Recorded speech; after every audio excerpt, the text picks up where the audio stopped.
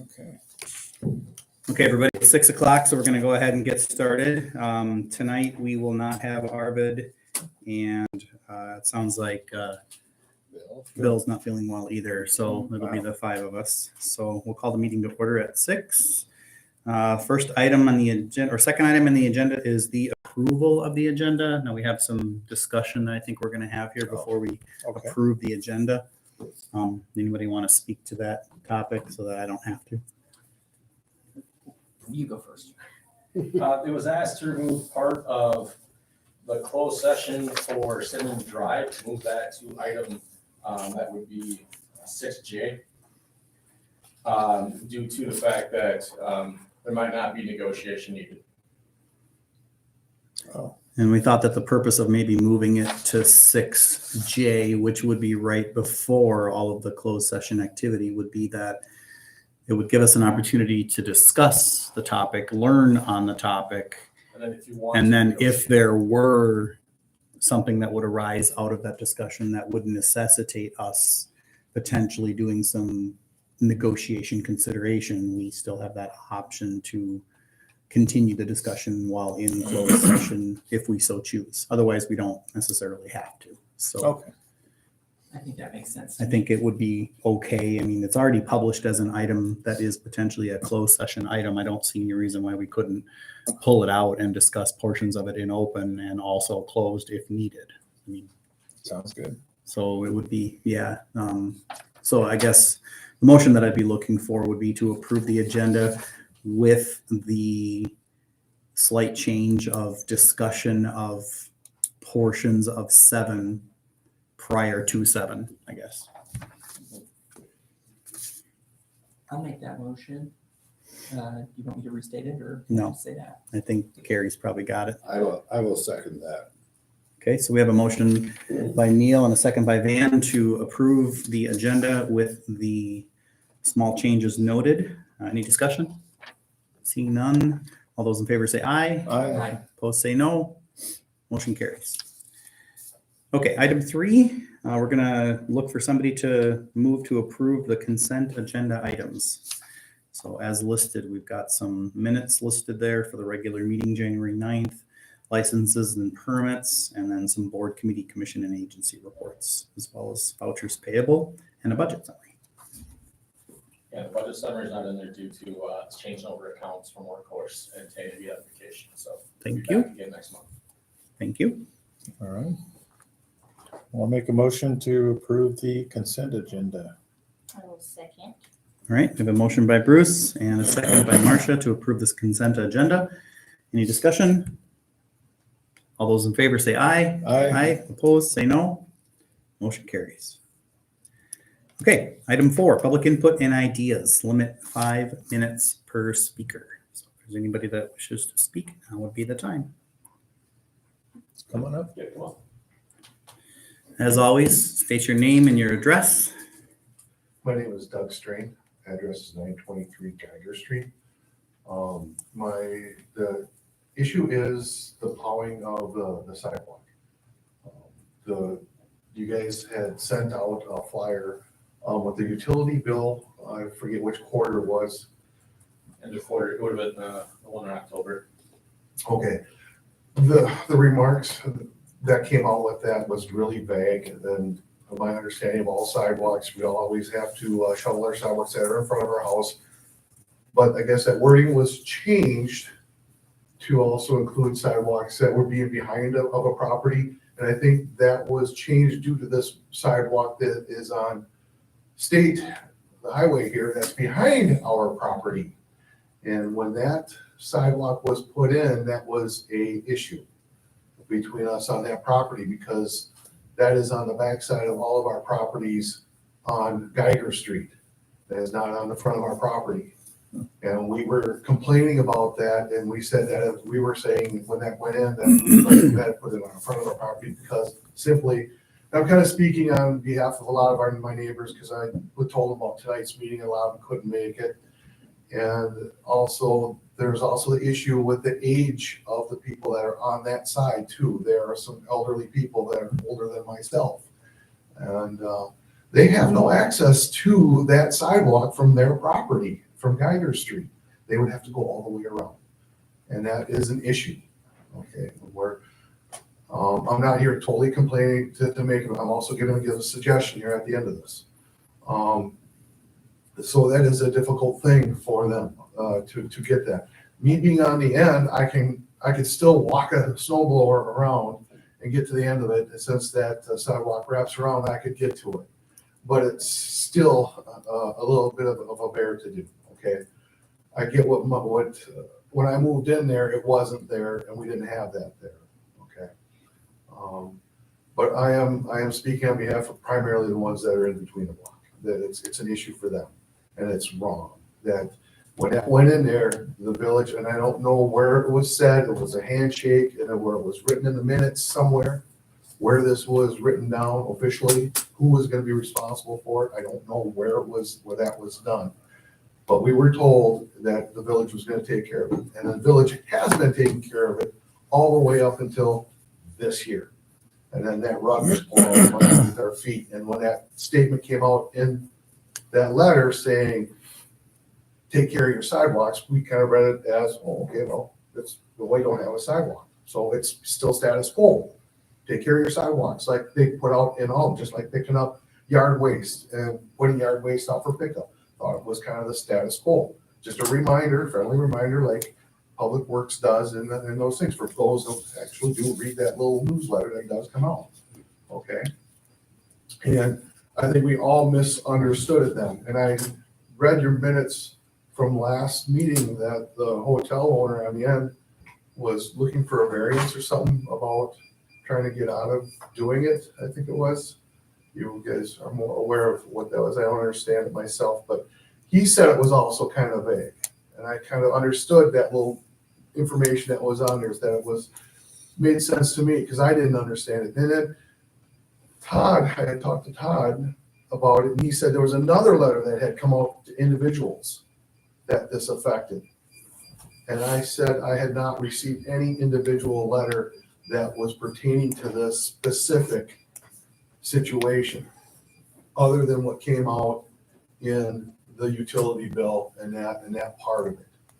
Okay. And after talking with Todd, and I understand the quagmire that you guys are up against, and that the village is responsible for X amount of miles of sidewalk, and you have only so many personnel, so many miles to do it, and then so much time. And my response to that is, well, if we can change the rules of the sidewalk being in front or back, then how about let's change the ordinance of instead of 24 hours to 48 hours to give Public Works an opportunity. 30 seconds. An opportunity to get to all the sidewalks then, if that's the issue. That way you're not hypocrites by throwing penalties against a citizen for not getting their sidewalk cleaned in 24 hours. Let's change it to 48 hours. Thank you. Thanks. Yeah.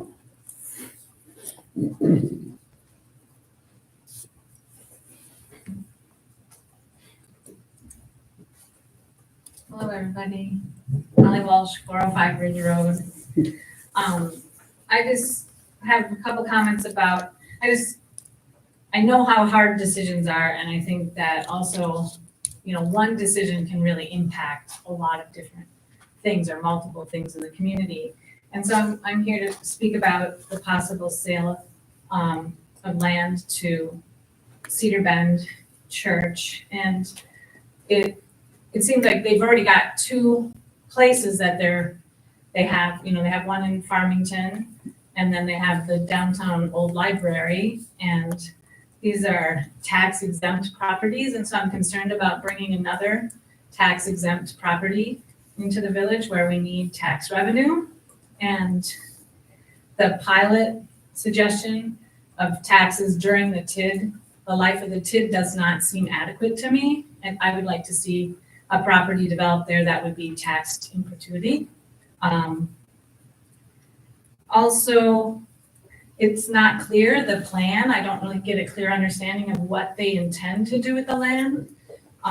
There was talk about 12plex, so maybe 32 to 50 units of apartments. I mean, is this apartment development or is this a church? There was a church, so I'm just not really clear on what what the plan is for that spot if they were to purchase that land.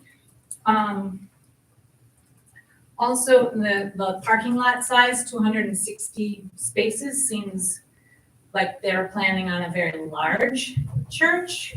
So I worry about traffic as well. With the other units that possibly Caleb is planning to build, there's going to be multiple units up there, and it's already a congested area in terms of traffic, coming out onto Cascade. So I would really hope that we could do some extended traffic impact studies before, bringing in something with 260 parking stalls and like more traffic. And then my other concern is I'm not sure what they're using the current space for downtown here in the library. I heard talk about a coffee shop in there. So I'm like, coffee shop sounds like a business, not a church to me. So not sure about that piece either. So I just have a lot of questions about that. So those are my main concerns. Thank you. Thanks, Holly.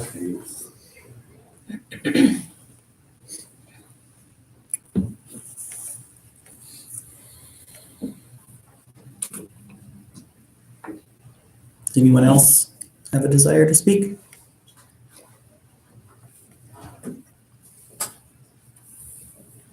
Okay, then we will move on to the next section. Item 5, reports, staff reports. First up, utilities. Yeah, Rick is up with a sick kid today, but his updates he wants to let you know, he did order the trucks. They will be here in 3 to 6 months. I know it's a large window, but that's kind of the time frame we're dealing with. And the big thing we're working on in the community right now is lead and copper testing that's required by the federal government that has to wrap up by October. So they have to chart every home in the village to see if there's lead or copper leading up to the home. So it's a big undertaking they're doing right now, and they have to show it into their GIS system, so they'll have a record of every service into people's homes. There are a few that they won't be able to get access to, so those people will receive a letter saying, we're not sure what your service line is, so there'll be more investigation done. But that's one of the big projects they're working on. And then the other thing they're working on too is eventually getting new meters for the whole village, so they can switch to monthly billing. So that's what they're working on. All right, library.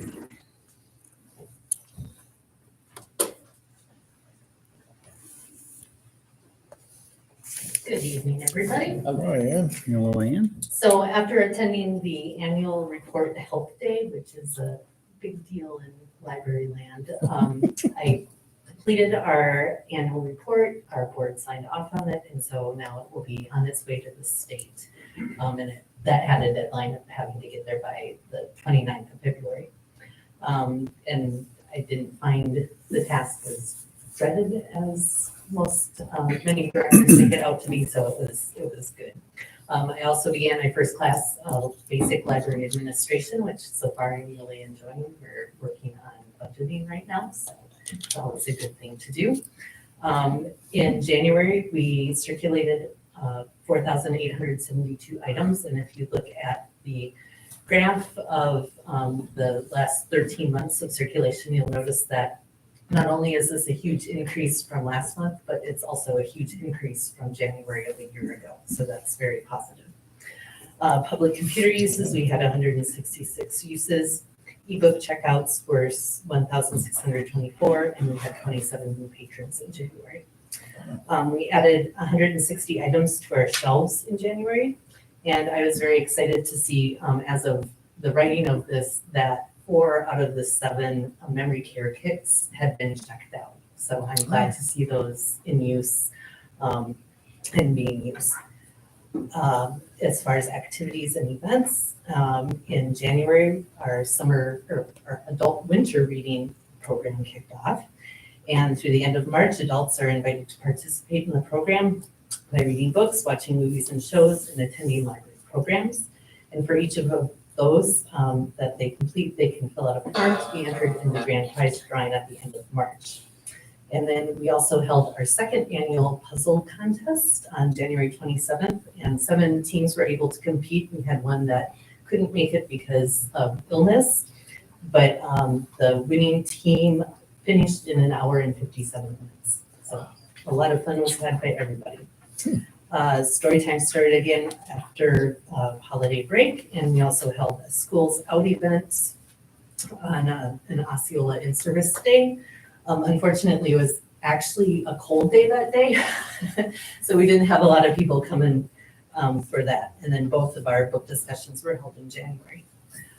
So after consulting with Todd Waters, because he and the village crew will be doing the installation, we actually have gallery wall hardware, and we will be hanging that system above the countertop in between the adult area and the children's area. And it will be a great space for local artists to be able to display their art. So we're very excited about that. Any questions? What was the puzzle record last year? So last year, yeah, the professionals that crashed our party was like 41 minutes. Yeah. Wow, I was impressed with 1 hour and 57. Yes, yes, and there were several other teams that finished within the next like 20 to 30 minutes this time, so that was great. Good, And it was nice. good scheduling. Yeah, I don't know how that happened. Just because I'm curious, what's a memory care kit? Like, what's So we have a couple different ones. One of them, they're meant to encourage conversation and reminiscing with people who have memory loss issues. Sure. So Alzheimer's or dementia. and these kids can like help family members do that. Yeah. So we have different topics. So like one of them is about farming, and there's a DVD, there's cards that you can show and questions you can ask, and a whole bunch of like activity sheets relating to farming and stuff like that. But we also have we have one that's related to cats, and there's actually a cat puppet in there, so you can pet the cat, and it kind of has a thing in its head, so it makes it sound like it's purring. We also have, some of the kits are puzzles, so there's a small, I think the pieces range from 63 pieces to 24 pieces, somewhere in there. And then that comes with a book of photos that go with the topic, along with another sheet of questions that you can ask the person. That's great. cool that you guys have that at the library. I really like that. Yeah, anything else? Super, thank you. Thanks, Ann. All right, next up, fire. Do you think we should check out the memory care I thing? was gonna talk to you about that. I need it lately. But we're gonna get a live track. Don't go there, gentlemen. We had, it was kind of a slow month. We had 8 runs total for the fire department. 6 were in the village of Osceola, 2 were in the town of Farmington. Our run breakdown was 1 vehicle fire, 1 small brush fire, 2 structure fires, and 3 medical lift assists, and just 1 alarm. Our training for January consisted of ice and cold water rescue, and we did envelope stuffing on the 11th for the fireman's ball to send out tickets. Upcoming training, we're going to be doing exposure control and HIPAA, and then in 2 weeks, 2 of our officers are up for election, assistant chief and 1 captain. So we'll be re-electing either new people or the same. Firefighter ball was last Saturday night. It went off really good. Everybody commented about how they loved it at the fire hall. So first time there, so worked out really well for us. Had a good turnout, so everything was good. Any questions? Perfect. Thanks. Thanks, Paul. All right, next up, administration. I'm sorry, building inspection. As usual, January is a slow month. Nothing to really talk about there. Just a few alterations and window replacements. Going straight to the administration report, the staff has been busy. Tammy was out last week, so we were kind of, when she's out, sometimes the reports come out slowly because she does a lot with involving budgetary issues. Luckily, it was a payroll week this week, not last week. Other than that, we're working with MSA on both our comp plan and our capital improvement plan. That I'll be asking for a special workshop meeting sometime either probably late February or early March before our next one. It'd be best to sit down and talk and look at the items on the CIP so we can bring it down. Right now, we are over the amount that we want to be at, but that's because I asked all the departments for what capital they want. Knowing they're not gonna get every item on their capital list, that's where the board comes in and takes items out of the CIP to get to the budgetary number we want. The comp plan is progressing. They are conducting local stakeholder interviews. I would ask anyone in the public that has not yet filled out the survey online, find that on our website, or the QR codes are at the post office and the grocery store too. So please fill out those surveys. That's very important for the comp plan and the future of the village. Great. All right, thanks, Devin. Next up, police.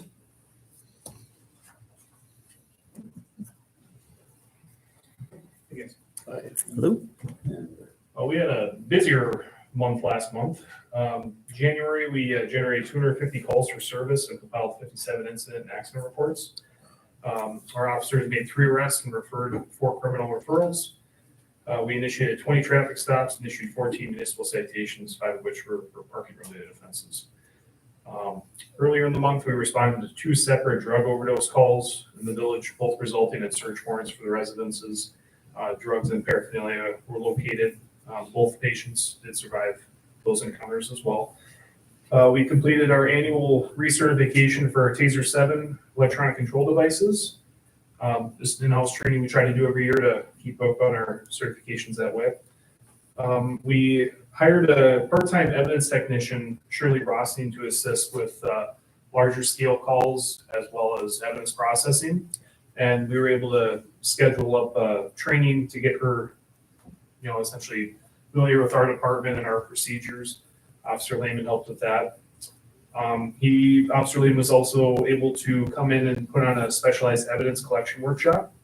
As you know, he's been in the game for over 30 years, and his niche was always evidence collection and detection. So we were able to take a little bit of knowledge from them with more niche, like, lifting fingerprints from a wet object, foot castings, that sort of thing. So that was a really fun training that our newer guys seemed to really like.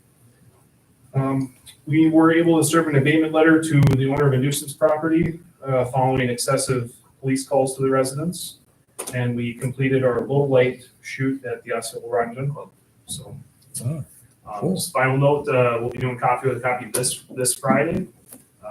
Due to vacation staffing issues, it'll be the only time this month. So, Okay. any questions? Can I ask a quick question on the 2 drug overdose cases you went on? And this is just for my background. You're generally responding with an EMT also en route to the call, correct? And do you feel like you have everything that you need to be able to effectively respond to those calls? Well, right now our officers are issued Narcan inhalers, and those have seemed to be really effective as far as preserving life with those types of calls. Usually the ambulance is pretty in tow, and it's more of a kind of a load and go situation where our concern is the patient's welfare. But following that, we look into possible criminal investigation too, which is why we pursue search warrants for the place and try to follow up that. Okay. And I figured that you probably had Narcan, but you circled around to where I was Yeah. asking what you. Yep, no, I think we're about as equipped as we can be. Okay. And it's not usually a typical call that we go to. Yeah. However, if it ever does come, then our people are ready for it, so. Cool. Good deal. Anything else? Thanks, y'all. Thank you. All right, next up, Public Works. Evening, everyone. Feels good to say yes. sometimes, I guess in the month of January, the multiple entities, we'll try to do projects for the library and the police department. Amazing when you're not plowing streets, huh? That's it. Yeah, we are ready, just in case things do take a turn. 28 tons of salt, 30 tons of sand. It's procure materials for 2024. As I noted, one snowiest event in the month of January. Dead trees among boulevards, things like that along our streets. Some more maintenance to vehicles, holiday trees, a great amenity that we offer to the residents, picking up their Christmas trees and things like that. It also helps the state and our local community by cutting down on any potential invasive sort of species and bugs that come along with those conifers that can come from Who knows where? 2,100 miles away. I think. Regardless, we did that. Street signs continue to replace and also coming up with a program, an install program, and replacement program for 2024 that fits within our budget. Also, again, as I mentioned, working with the police department, getting ready for the next camera, providing the source of power, trying to keep the costs low. That's one of the bigger cost issues with these things is the installation of power, really, and where to obtain it from. So instead of a potential $5,000 project, we got down to much lower. Oh, cool. I think as Wyatt, the street director, mentioned in the late fall of 2023, 200,000 plus visitors in our downtown GIS events. We overhauled our restrooms. They're in desperate need. It's been about 4 years since interior paint. So we did a complete overhaul. We did it on a really short budget, roughly $471. One of the main costs was the replacement of the exhaust fans, industrial, commercial size exhaust fans, about $80 a piece. But we were able to just completely overhaul, and more importantly, we were able to do our floors, epoxy our floors, so less slippery. We put some grit in with the paint, got that applied appropriately. Look amazing. On the park side of things, you know, the biggest thing we dove into at the end of the month was structural issues at the Braves. I think I provided some pictures of you never know what you're going to start finding once you start digging into those things, but as I mentioned, some of the major things like the raising of the roof 4 inches. I mean, that was huge in replacing a massive 6x6 support pillar. And we continue, and it's making excellent progress. And again, we're doing that on an excellent budget as well, being able to take that on internally. Top of that, skating rink was attempted for a week. Outside of that, a lot of building maintenance stuff. Everything from in-floor heaters and some of our public restrooms. Elevator controls, I think there was just a little bit touched on throughout the month of January for some reason, but we were happy to deal with it appropriately and try to do as much as we could internally to fix those things and keep costs down. What happened with those? Did that machine hit it or? Which part? The elevator control? Oh, yeah, this button was just punched right in. Did ask OPD to review our internal camera system within the building to see if they could find any potential vandalism or aggressive behavior, but none has really been reported at this time. Speaking of vandalism, have you noticed anything change-wise as far as around the village, parks, public spaces? Unfortunately, our newly painted bathrooms got vandalized. Really? All that work and Yeah, that's true. We were fortunate though that it was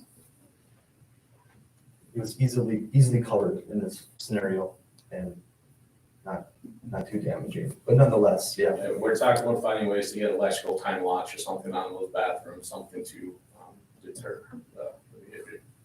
unbelievable. Yeah, I mean, while we continue to search for an appropriate lock system, I think it's something we'll have to talk about working in the budget. I mean, if we're Yeah. starting in that $2,000 to $5,000 range for locks of this nature. But at the same time, with the shorthandedness in OPD, the potential ability not to be able to lock them, and the potential ability for public works staff, I mean, not this winter, but I mean, last winter, certainly a secondary priority were our public restrooms in the downtown area. Yeah.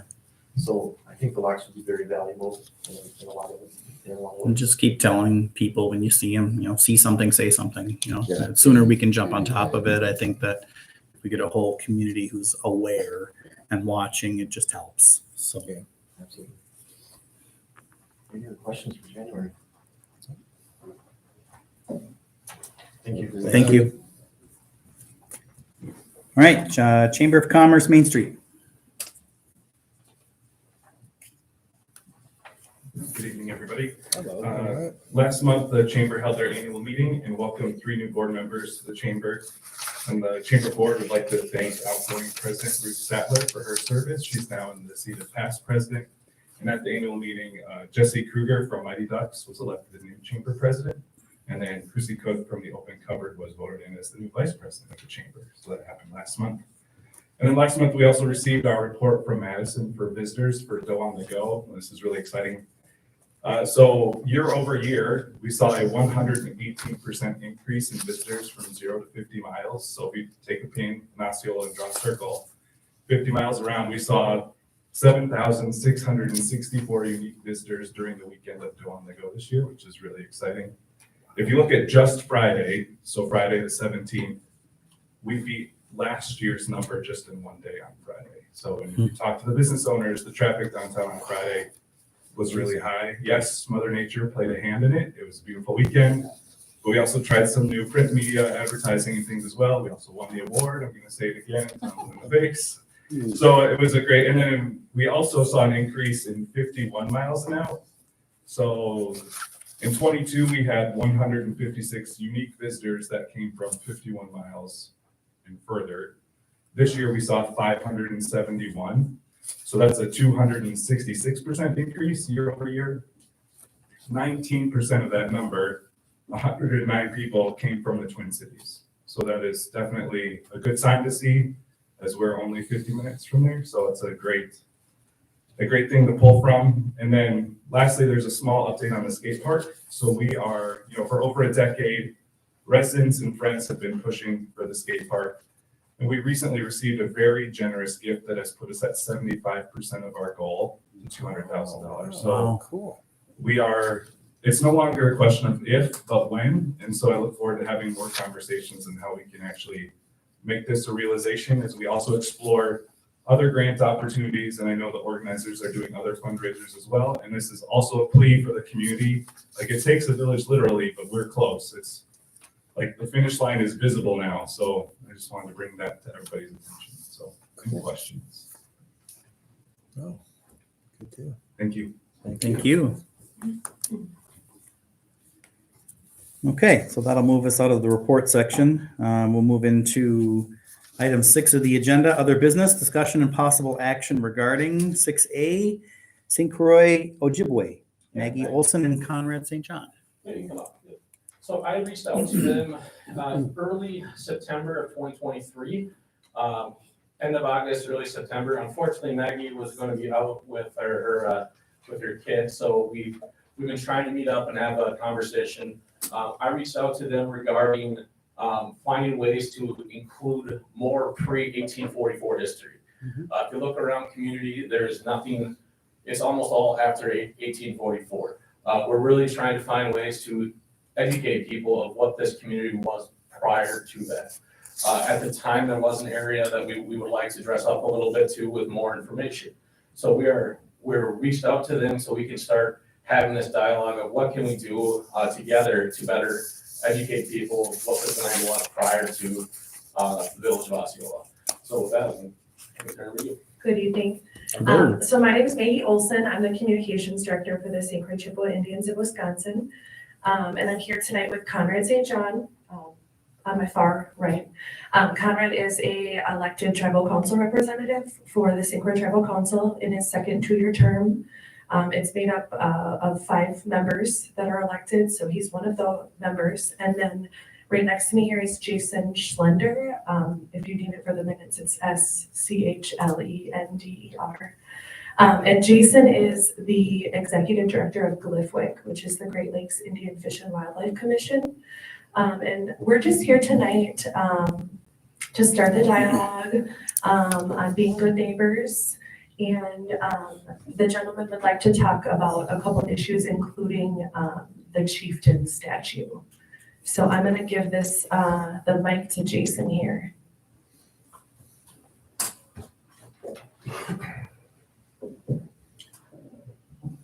Bushwinde no magane dog, nindash money do nude and indigenous cause, but you and do damn. With our wasa guy gunning and doing juba. Meanwhile, the sugar and way into my no, the sugar way winning.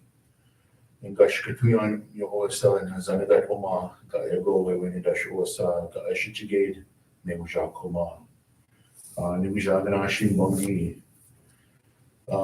Good evening, everyone. To the Honorable President Watson, to the other members of the board here. I just want to say miigwech means thank you in Ojibwe for the opportunity to approach the board and also for being granted permission to say a few things here tonight. My English name is Jason Schlunger. I'm from Lacoudray over by Hayward, Wisconsin. I'm an enrolled citizen of the Lacoudray Band of Ojibwe. And I'm here to support my brother here, Conrad, who's one of our elected tribal leaders. In my professional capacity, I'm the executive administrator for the Great Lakes Indian Fish and Wildlife Commission out of Odena, Wisconsin, over by Ashland. And so that agency, whether you are familiar or not, we have delegated authority from 11 member tribes who were signatories to the 1837, 1842, and 1854 treaties with the United States. Osceola, where we are now, is within the 1837 treaty territory, our ceded territory, as we recognize it. And so it's my obligation and my responsibility to stay aware and to also assist our member tribes in implementing their treaty rights, but also enhancing opportunities for education, also infusing culture and language into every aspect of the work that they do. So I'm here tonight to support St. Croix in their efforts to voice their opposition to that statue and those initiatives that that may be deemed to be derogatory towards us as Ojibwe and Anishinaabe people. So what I say tonight, I want to say that I don't mean to offend anyone, but I do mean to tell the truth. And first of all, is being an enrolled citizen of the nation where I'm from, but also being a proud citizen of Wisconsin. And also want to add to that I'm an owner of the Green Bay Packers. So if that means anything here tonight, if that's any type of any leverage or in any capacity, please utilize that here this evening. But we just want to state, on behalf of our organization, on behalf of a member tribe that possesses ancestral rights here in this 1837 treaty, that we would ask for the removal of those things and to begin a dialogue and include us in those discussions so that we can further enhance the renovations that you've done here. So my understanding is that there have been recent renovations here done in the city. If this building is a part of it, I commend you, your governing body, and those stakeholders here within the village that have done a lot to bring this building to fruition. This is a beautiful building, and so, but with that, we just extend our opposition.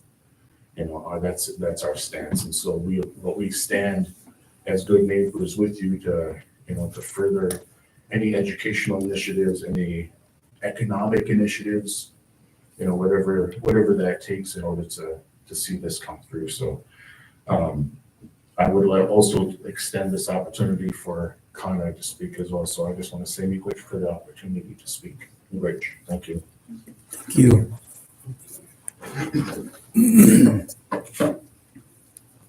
As previously stated, I'm Conrad St. John. I'm a representative of the St. Croix Tribal Council.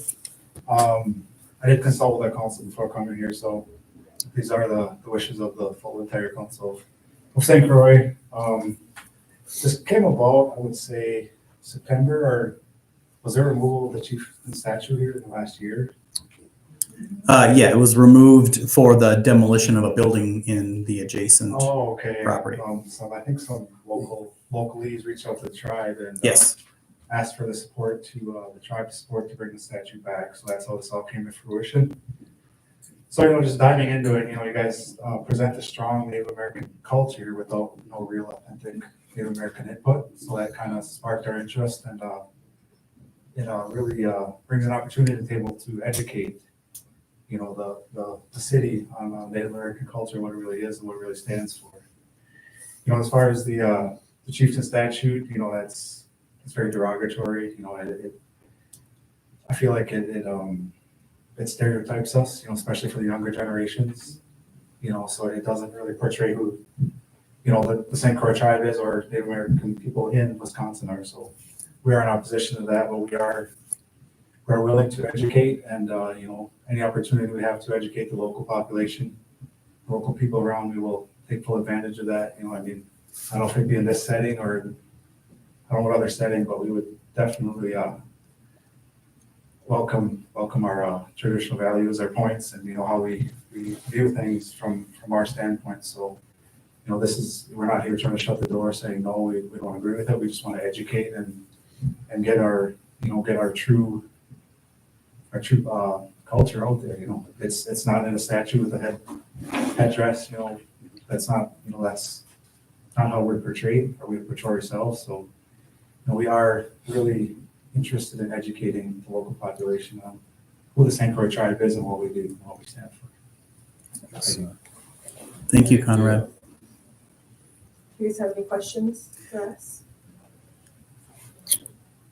Maybe not questions, but Yeah, I comments. will say that my conversation with Maggie, that they were interested in being part of that committee that you wanted to set up. The Heritage Committee. And it's trying to find time where everyone can come together and meet. So that was one part that they wanted to make sure that they have a voice in that committee to be able to speak about the history of the area and provide some more input to that committee. Yeah, Maggie, Conrad, and then I didn't remember your name. I'm sorry.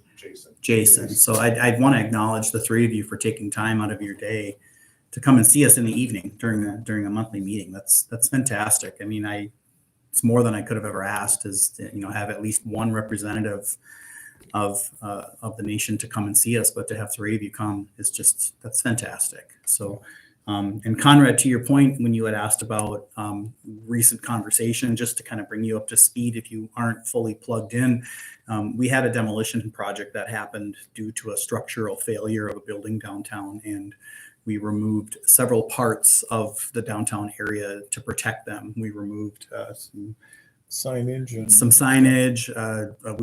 We removed a tree, part of the sidewalks and benches, and the statue was also in the affected zone as well. So all those things were removed for that demolition project. And then after the project was over, basically everything just got put back. And there was some discussion about that particular statue during that process, which is what sparked the conversations that were occurring now. And during our October meeting, we had a lengthy discussion with lots of community input around that topic. And what was born out of that meeting and is yet to be launched is what we would like to be known as the Osceola Heritage Committee. So, and that's where I would like these types of conversations to continue. And so if there are opportunities to look at how the village of Osceola will portray itself to the public in terms of its history and its heritage, this is where that conversation is directed. And that's where I think ideas should be generated and opinions shared, and then action gets directed. So to date, we've not had the kickoff meeting for that, but it's only because we had a couple of people that really expressed interest in attending in the kickoff, and they were unavailable for that first slotted time. So I know, Marcia, you had expressed some interest in being a part of that. So once we get to a point where we can get people's schedules to align, I think we definitely need to get that going. And there's a sense of urgency, but also cautiousness with this too. I don't want to rush things through. I want definitely everybody that wants to be a part of this to be a part of this. And that's why we haven't had that first meeting yet. I think it's important to make sure that we step cautiously so that everybody's views and opinions can be represented. And I actually made this comment earlier today to another village resident who had asked me about the committee. The intention of the committee is not just to rotate or to focus on one specific topic. It's to focus on multiple topics around the village of Osceola and the heritage of our village. And yes, you know, the topic of the statue that's downtown is one of those topics, but there's a lot more that we're up to as a village. And that's where I think it's important not to lose that focus.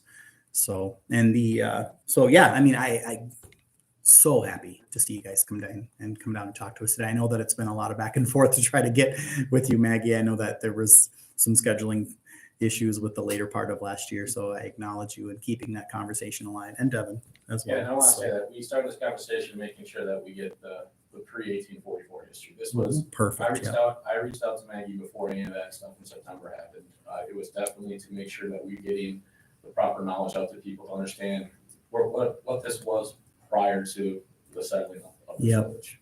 Yeah. Because when you go outside, it's you know, there's not much representation out front here, and there's not by the falls either. So yeah, it is important to understand the whole picture, not just a short glimpse of time. Yeah, and we're in the middle of revising our comprehensive plan for the village.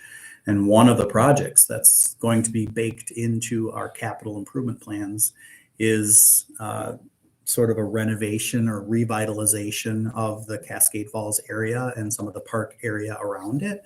And absolutely, That conversation is going to be very yes, much it's a going to part be of that. critical in the design in whatever gets installed once we do that renovation, because that is the perfect place to showcase some of the educational History, yeah. some of the educational things that you guys want to do. So absolutely.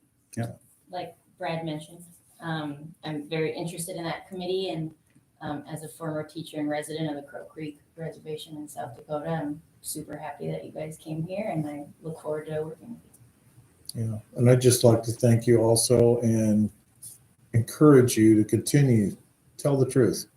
If you don't like something, it's okay. It doesn't have to be a unanimous decision, but we need all the inputs because we want to make a well-rounded decision, and we want to really consider the history of this area, and especially prior to the white man showing up, because that was a bigger piece of it. And I just think it's really important that you came, and thank you so very much. I'm gonna pipe in too to thank you guys for coming, and I think to second the point that I think that your attendance, you know, this is exactly what I think that committee was intended to do, was to bring not only your experiences, but also frankly your expertise as well. You know, if there are resources that you have available to help in that educational conversation, to help in the economic conversation, in the tourism. I mean, there's a lot of things that happen at that part of our town. And I think if you haven't, and if you're in the mood for a bit of late night television viewing, you can go to YouTube, to our page, you can watch the meeting we had in October. Because it was a long meeting, and there was a lot of comments that were made. And I think it's an important part of understanding fully the experience that we've gone through so far with this statute. It's a sensitive subject. And I think that I appreciate you coming with an obvious awareness and appreciation for the sensitivity of these issues, and a preparedness to step forward and into that, you know, kind of moment of uncomfortability to talk about it, because I think that's the whole point of the committee. And so I'm excited to see where the committee goes and see what work comes from it. But I just wanted to offer that point as well. And one of the things is that statue sparks conversation. Growing up, I know exactly where that came from and whose idea it was. And it was never intended to belittle the Indian, Native American tribes, anything like that. It was a homegrown idea by a person who wanted art. And now we've got it. But to me, growing up, it was sparking the conversation of what happened here. Why did it get its name? And there's some history here that's not so good, but that has to come out. And I understand what you're looking at, but we also want to embrace some of that. And we want to be able to teach that and have that taught and not to be forgotten. We're so busy, society is erasing everything because it hurts feelings. Well, I'm sorry, but I don't want no more hurt feelings. I want to learn from them so we don't hurt anymore. Yeah. So whatever we come out to, the next meetings for the Heritage Committee, I think we really got to work on this because we can make this into something. Yeah. And that's all I've got to say. But thanks a lot for coming down. Maggie, did you have something that you were able to submit for public record? I would like something as the communications director to maybe be able to insert into the meeting minutes so that if there's people who look back at the history of this meeting, they can at least have a summation of the words that were spoken tonight by you guys. That way it lives permanently. Yep. Great. I would love to get his opening remarks published and translated for us non-native speakers, but I thought that was really cool. Some of it, but not much. And just as a final note, If you understand a little bit, it's great. final note is that discussion. Yeah, I'm sorry to interrupt you. No, it's okay. I was interrupting you. Just a basic introduction. And that's just what, from a cultural perspective, from a traffic perspective, we're always encouraged to use our language first. Yes. And to acknowledge the place that we're at. Well, Because yeah, we what's don't want to first and lose it. Foremost for us is the land. It means everything to us. Mhm. So regardless of buildings and subways and gas stations and parks and recreation, the land means everything to us. So we don't forget that. Yeah. And that's Absolutely. always first and foremost to us as Ojibwe people.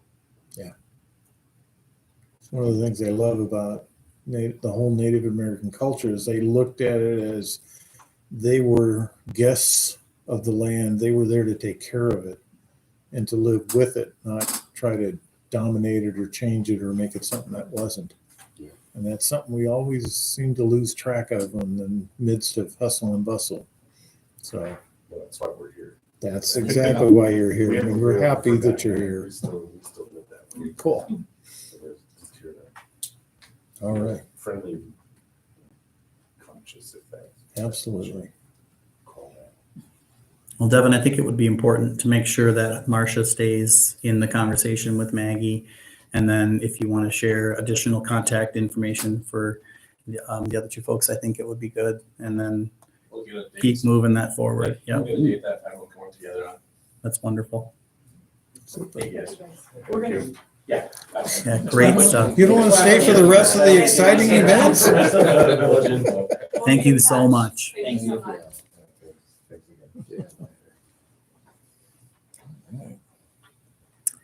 Okay, so moving on, 6B, permit overnight parking.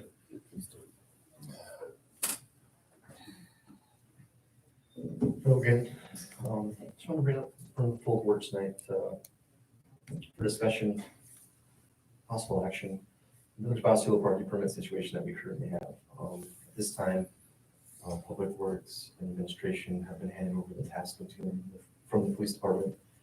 In dealing with this, it's relatively new, kind of a 5-year program that's it's been around for. And perhaps potentially not thoroughly thought out at the beginning, but as we've learned through these 5 years, some of the issues that we're having with the parking permit situation, we discussed it at the Public Works Committee level on December 16th, I believe. And the request at that level was for some more information, then to also discuss at the board level. So at this time, as stated within the memorandum, we currently have 6 apartments located directly in the downtown area without the ability for off-street parking. As we've sort of evolved and really put into focus what it costs to do snow removal, especially in the downtown area.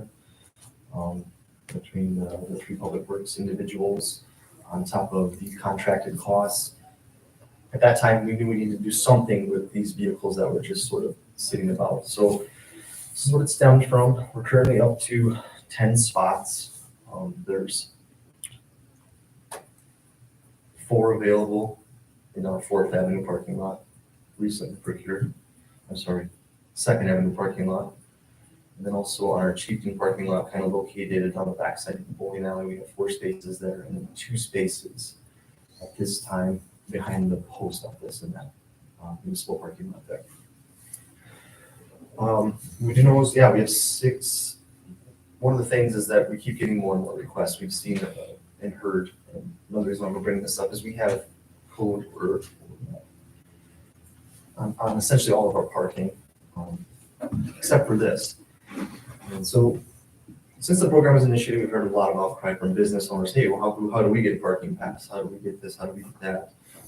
So through developers, business owners, and tenants, the number continues to rise. And I think that we need to make a decision, a formal decision, potentially in creating a limited amount of spaces for designated addresses located within the downtown area at this time.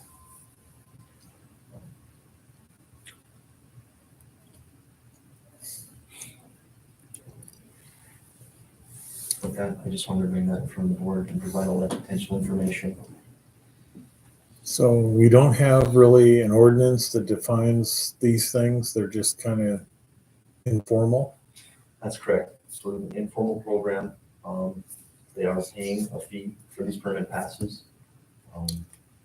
2 at the from the USPS post office. They have an influx of vehicles, not enough places to put them, so they're procuring 2 spots. And then on top of that, there's 6 other individuals or residents that are within those 3 addresses, 2nd Avenue and Cascade, that are procuring the other 6 at this time. This be something we want to kick to the bid? Kick to what? To the bid, the Business Improvement District? I still think we want, at the end of the day, we still want some type of resolution or something that we can put in our city code for limitations. Currently, right now, if people ask, I have the ability just to give them, create more parking permits right now. I think there should be more, I don't think right now is the ideal time to act. Luckily, we have a few months until next winter, so we don't have to act immediately. We can start creating village code to either limit the number of permanent parking spots, to make sure that what we have right now is what we have. It's not going to grow anymore, and keep it that. So that would require all new builds in that area to at least think about parking spots. Right now, we're kind of stuck with what we have in terms of some of the apartments above buildings where parking is always going to be an issue because they were built without parking spots in mind. But if we can now kind of make sure that every new construction or new apartment be installed, you need a dedicated parking spot or something in there to limit the more permanent needed. Because the more permanent spots we have, the less parking we have for individuals downtown, the harder it is to clear the lots out at night. So these parking issues are becoming kind of an issue. To me, it strikes me as just a straight up policy decision that you're asking us to make. Like, what kind of parking are we interested in trying to support? And I think, to me, I'm saying it's not like Minneapolis where if you can't park your car, it's okay, you can take the bus around here. You need a car. Or park on north or south side. You need you need a car. And so I think that there is a unique situation for these older buildings where there are housing units up there that we want to see utilized.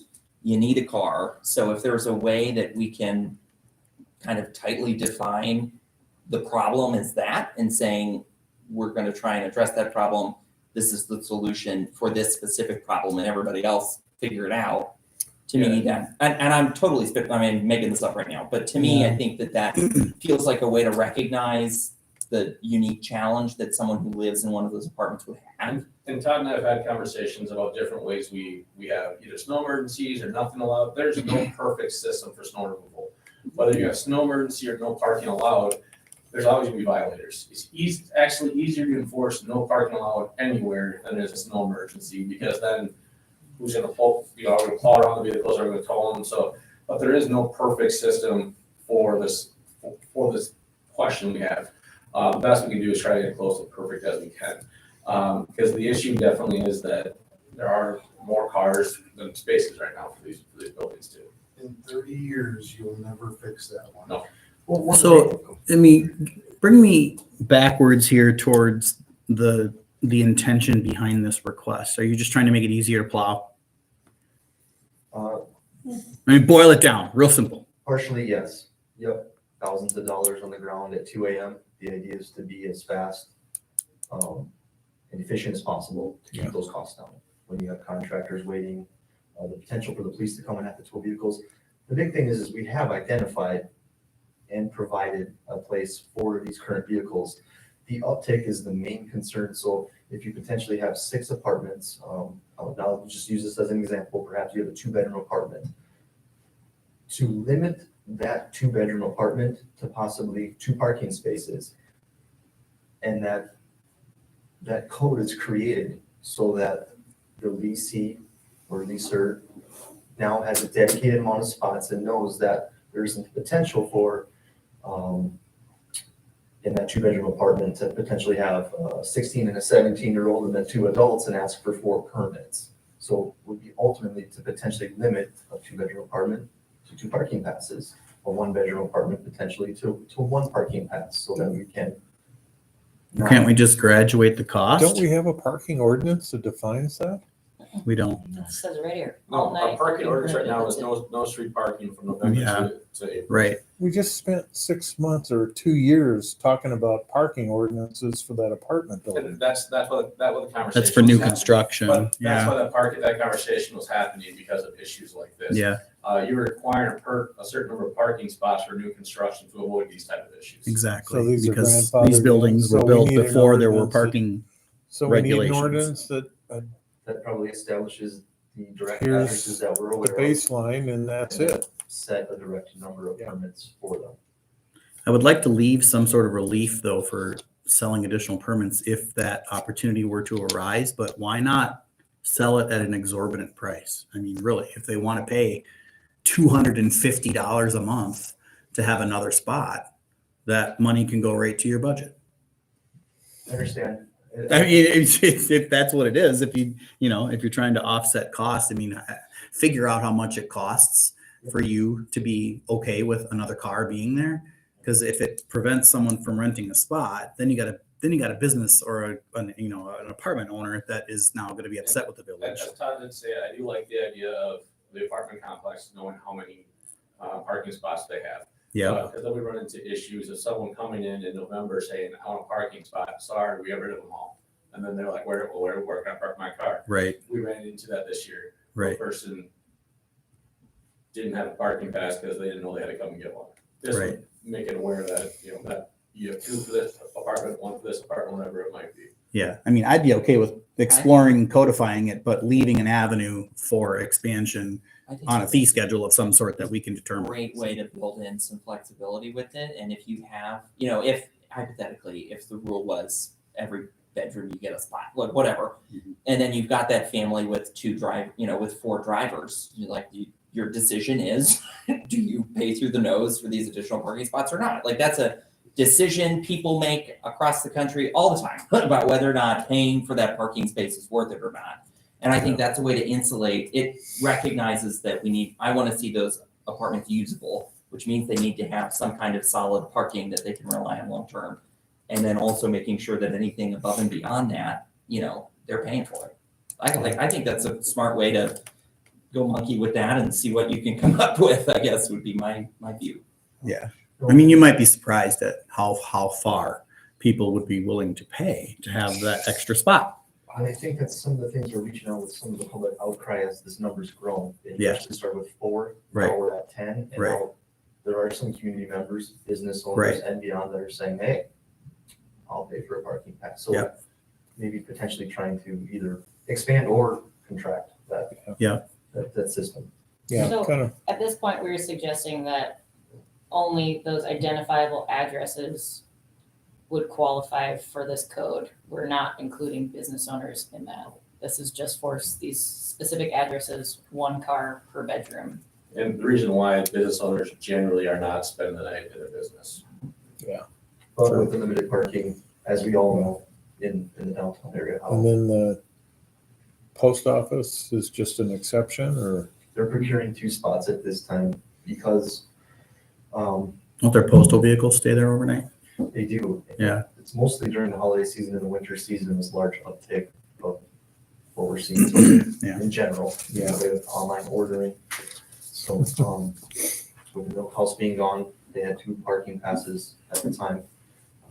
It's only fair that if they're going to procure spots on the USPS side, that they should pay for them. Well, we can't be the only space constrained municipality in Wisconsin, so I would think that there's got to be something out there that we could model after. But yeah, I'm totally open to locking in whatever's here and then exploring a fee structure for additional stuff if that is something that even anybody ever would pay. But Yeah. pay is the word. Like, Yep. Premium. I'll talk to Paul too to see what, if there's any happened before that, so. Cool. Okay. do you need action from us on this, or can you just take that as information and then you guys can work together? I think we'll look at putting something formal together for presentation. Great. Thank you. Thanks. Thank you. Okay, item 6C, approval of airport farmland lease contract, 24 to 26. Yeah, so this is the Lori Newman, has a current farm lease. Instead of looking to put it out for bid, excuse me, I'm trying to get the map up.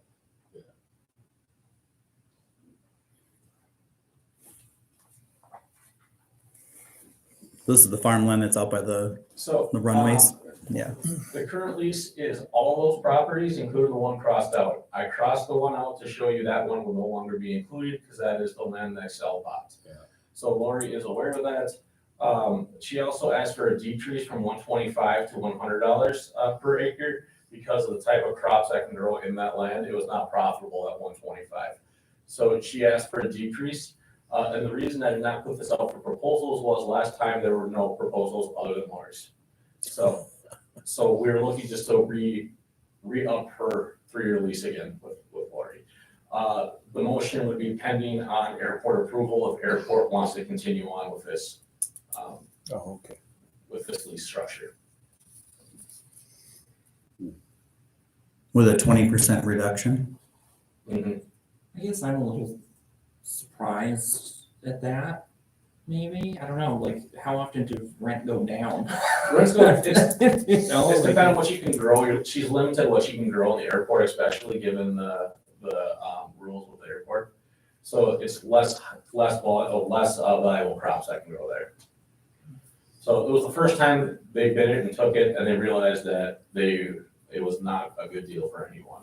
Don't we have the opportunity to send it to bid if they decline our counter? We can tell them they're welcome to renew the lease at the current price, and if they don't like it, we'll send it out for bid. Then we I can mean, I sit just, down 2 months from now and I- lease it to them that for would be $100 a fiscally week. responsible, would it not? I mean, we have time. We have time, farmers do not. Farmers are ordering seed right now. This Well, is one thing. Better respond quickly then. This was one thing that, we were not aware of it until the end of the year when we were looking at all of our contracts. And this one was up. So we found out in January, after we proposed for the meeting in January, that this was an issue. How much revenue are we talking about here? I don't have that number. Well, that would be important. And how long have we been at 125? That's the next question. This was the first farm agreement I could find in the record, so I was looking through all of our previous contracts, and this is the only one I could find in the system. How many acres are there? Oh, yeah. 27.7. All right, well, that's easy math then. It's not a huge number. Thing about It's it, not a lot of money, It's revenue, Yeah, but but overall, it's not a ton. no, but it's something. Do we have a record of who have they always rented this? This was the one from 2019 that went out. Oh. 2020. What if we were to offer a lock at 4 years instead of 2? You want to go down in price, then we're going to lock you in for 4 years. Yeah, so three growing cycles, so you own 4. So that we don't have to worry about being asked to give it to them at even less in 2 more years. Yeah, that's a good idea. I mean, if you're going to ask for a reduction, then we're going to ask for an extension of the lease. Why don't we do that? Because it's less of a headache. for And it's us. also less risk. I'll ask if they're okay with a 4-year lease. Yeah. If they don't, the whole thing falls apart and they don't lease it, what happens? The airport's gonna have to find someone to keep to mow the grass. Mow it. I mean, I'm not suggesting that's what we do. No, I just no. want to know, like, if everything falls Then apart. we'd be in Then we have charge. to pay So about either we or the airport would have to maintain the fields. Yeah, I would guess that the lease rent that we're making on it would barely offset the cost of mowing the grass. I mean, like I said, it's only 27 acres at what, $1.25 an acre? Yeah. It's not much. Yeah, I think, 4 years and $100 an acre is tolerable. I mean, it's one of those things I'd rather have somebody there working it than having it lay in there fallow and we got to deal Yep. with it. Yep. Yeah, see what they say at 4. Are we factored in to the budget at that 125? It's on airport property, it's airport revenue, so the airport would also sign up on Yeah. it too. Yeah, the airport has to agree with it as well. But yeah, I like that.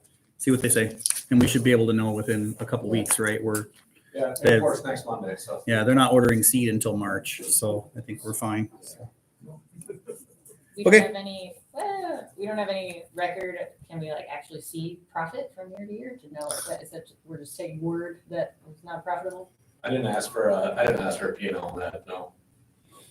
Oh, asking that from the. I'm just saying, we have, So cost of fuel, I cost get of it. labor. I'm just I mean, saying, come do we on, want you, to, you run a business, you know how things have gone up the I last get 3 it, years. but Yeah, for if our it were- due diligence, do yeah, we want that in? If it were a writing? multi-million-dollar lease, I would I probably would. ask for that kind of P&L, but this is peanuts. They're So making some money, but People get mad at us about peanuts. This It's is just true. like some. That's true. So maybe You we should have a care valid about point, all the Marcia.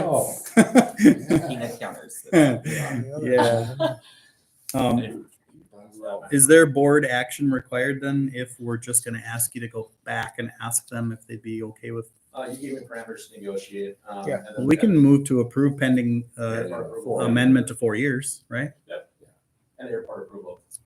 Yeah, that's stated in there. So I'll make a motion to that effect to approve the request from Newman Farms. But our counter offer is at a 4-year term instead of 3 at $100 an acre. And this is also pending the approval from the Airports Commission. I'll second that. We have a motion by Van and a second by myself. You got the wording? Perfect. Any discussion? All in favor, say aye. Aye. Opposed, say no. Carries. Okay, item 6D. Approval of the General Teamster Union Local 662 contract. Yeah, in front of you, you have the red line version of the contract to see the differences between the previous contract and the current one. This new contract is a 2-year contract. Within it, you can see the starting wages and the 5-year wages. There was a 5% increase for both 24 and 25. And with that, we're also looking at pay for certifications. Especially water and sewer, there's many certifications and they get 25 cents per certification. And then the public works would get $1 for the CDL and then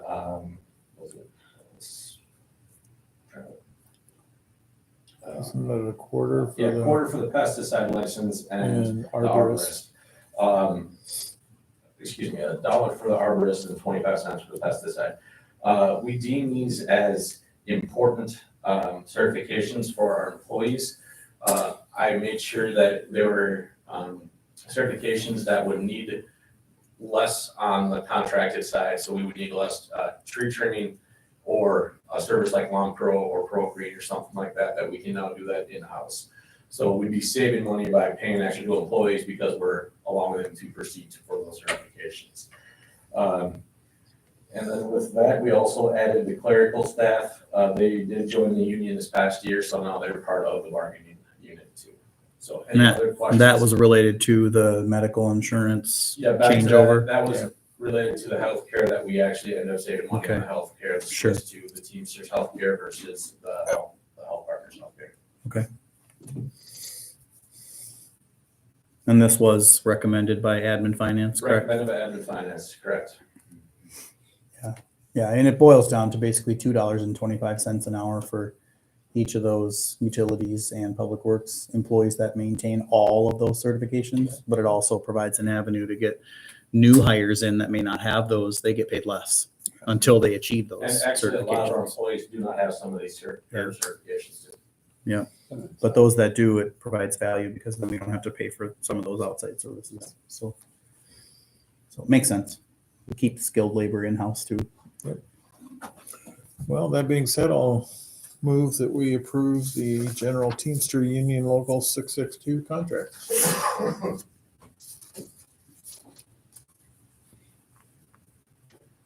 I will second that. All right, we have a motion by Bruce and second by Van to approve the Teamster 662 contract. Any discussion? Seeing none, we'll vote. Those in favor say aye. Aye. Opposed say no. Motion carries. Okay, item 6E, MSA Professional Services. First, Yeah, Drew Lynn's here tonight to discuss a few items. One of them is just a resolution that has to be passed by for the state for a comprehensive plan, just laying out how we're engaging the public. And the other one will be a FEMA grant application for the fire department. And then finally, the last one will be the conceptual design for our grant application for the Cascade Falls. Yeah, good evening, everybody. Hi, Drew. Pleasure to be here tonight. Starting off with this resolution. This is something that needs to be followed by Wisconsin state statute, state code. It's a resolution to adopt, that should be attached in your guys' documents, this public inclusion plan. This is something that MSA and village staff will follow, and basically states that we're following Wisconsin code. We are including the public. It's outlining what we're doing, and village staff and MSA has already followed some of these items that are stated in this plan. Yeah, what I'm looking for from the board tonight is just for recommendation to adopt this resolution to establish public participation procedures for the comprehensive plan update. And this was recommended for approval by the planning commission last week.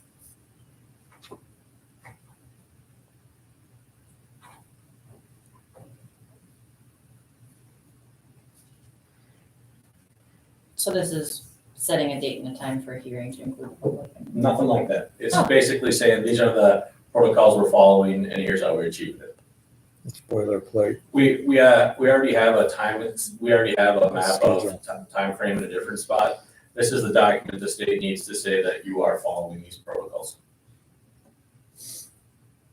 Bureaucracy at its finest. Yeah, I'm ready right here. It says the date and time and place over here.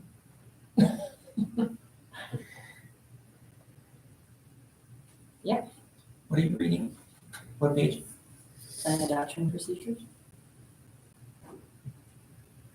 The resolution itself?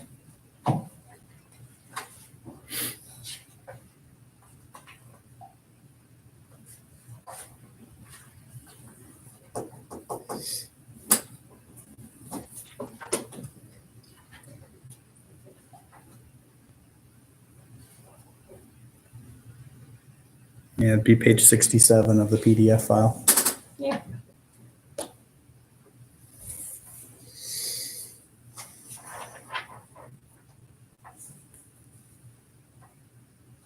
All right, I know this has been discussed in plan, so I'm gonna just move this forward. I'll make a motion that we adopt this plan. I'll second. All right, we have a motion by myself and a second by Bruce to adopt this public inclusion plan. Any discussion? I just say that is just showing that in the public hearing, that they'll be posting the date and time for the public hearing. Right. All right, all those in favor, say aye.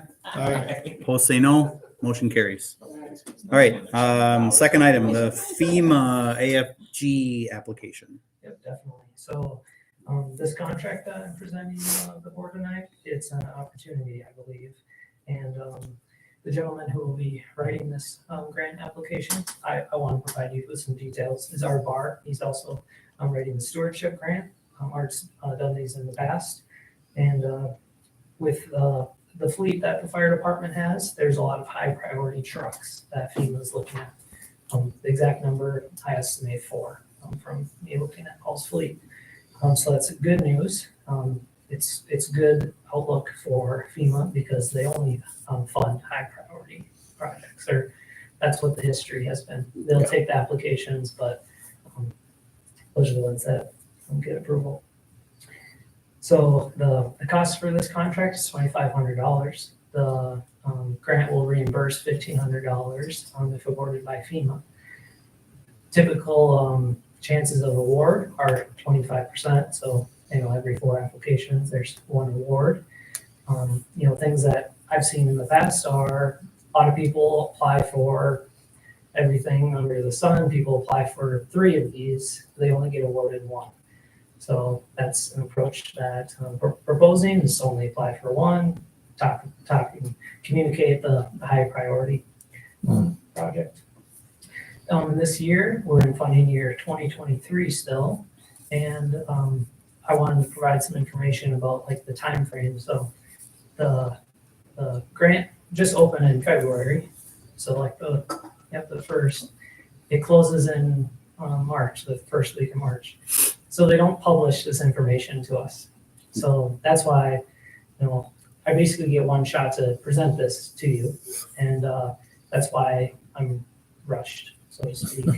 I try to communicate these opportunities to you, but opportunities just open and then they close. Wow. This is something that's been occurring this program's occurring for about 10 years. So I see in the future, this program will keep occurring. I do want to say the funding for it too. Talking to Joey Cuss today, who is on the board of Friends of the Fire, they would be looking for the village to front the cost, and they would reimburse, if awarded, reimburse the cost for the grant application. Okay. One other piece of information, I know you guys are busy tonight, but I might have already stated this, but there's $324 million available this year, and the grant award would be between 90 and 95% of the piece of equipment. And based on some of the feedback you've given tonight, in addition to some of the additional information that you shared at the Admin Finance Committee, it sounds like based on your evaluation of Paul's fleet, you see this as being a relatively high priority Yes, I see. application that FEMA will At least 4 consider. trucks that Paul has, and the FEMA looks at vehicles that are converted. So there's a great asset that the village has with some of the staff at the fire department.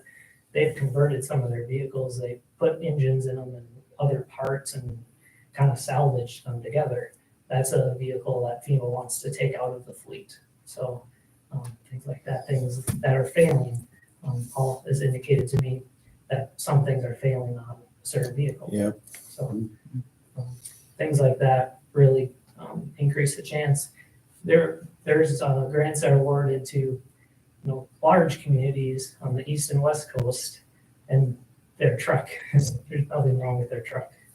So, Yeah, I mean, I'm good with fine throwing with it. $2,500 at this, knowing that if we get awarded a grant, $1,500 is coming back that's right. as the grant can help share that, and then the remaining money is going to be piped back to us by Friends of the Fire. So Yeah, and we get These a trucks new would- vehicle. These trucks would be at our CIP, and they would have a star next to them as grant dependent. yep.